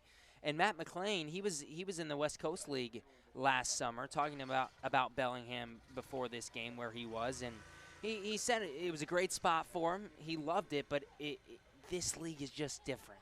This league, it's the best in the country. It's where he wanted to be this summer, and it's nothing like what he's seen in previous summers and again, he didn't have the year he wanted to at UCLA, but he really came alive tonight with the 3-run home run and an RBI single as well for 4 RBIs. Overall, this game was billed as a high-flying offense that had trouble scoring runs the last 2 games, and a team in Hyannis that was coming off a victory, their first of the season, but has struggled on offense all season, bottom in almost every offensive category in the CCBL, and struggled on the mound all season as well. And not only did they struggle to put up runs, only 1 across today for Hyannis, they struggled on the mound as they have all season, 10 across for the Gatemen. Every Gateman except for Benjamin Sems reached base today, and Sems still played a key part in this game. He laid down 2 sacrifice bunts in his first 2 at-bats to move runners into scoring position, and that led to runs in the 2nd and the 4th inning for the Gatemen. 1-9, everyone contributed.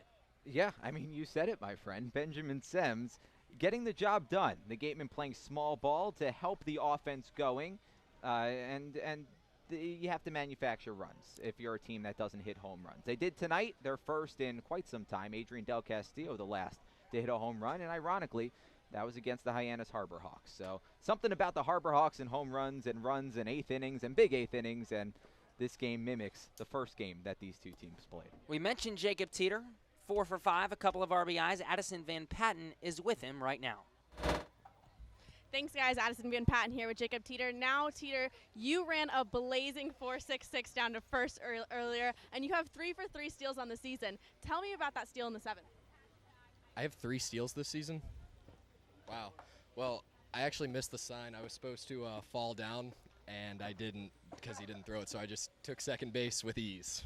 Were you feeling pretty fast tonight? Absolutely, always. Now, walk me through what being in the Cape League and getting a 10-1 win means to you. It's a great opportunity just to be out here. I'm having a lot of fun. I've met a lot of friends, a lot of West Coast guys who I probably never would have seen otherwise. Getting a 10-1 win's always fun. I mean, that means the hitters did their job, the pitchers did their job. Fun all around. You're a daily starter for us so far, and you talked earlier with Tora and a couple of the other guys about how you don't get to see your West Coast guys that you're making friends with over summer. Later on, this may be the last time you guys see each other this summer. What does it mean to you to create that bond and have those friends across the country? Oh, it means the world. I also just want to say on record now, Tora is my favorite player. He should be everybody's favorite player. He's the man. I have no further reasoning for that. He's just the best person out here. And it makes me sad to think that this is going to come to an end someday. Now, we still have over a month left, postseason, of course, but you talked to me earlier and you said Dustin Pedroia is your favorite player. What about his game do you model yourself after? Not much. It's more his mental side. He's shorter than you are standing on that lid right there, and that's not me. That's not my game, but just how he approaches things and his mindset. And then chemistry and dugout mentality is a really important thing here in the Cape. How do you keep everything livelihood? Everyone seems to be you're the class clown or the team clown. What do you do to keep everyone in good spirits? Say what comes to mind. Don't overthink things. Don't be afraid to look like a fool. All right, thank you for talking with me. Jonah and Gabe, back to you.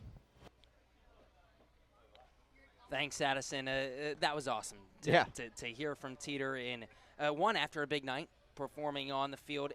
And he really, I think, said a lot of things that these players think. You're here for the summer. It's obviously a fantastic opportunity. It is serious. You've got scouts at the ballpark every day, but these guys are having fun, and you're meeting people that you wouldn't meet otherwise, and Teeter's playing like he's having fun.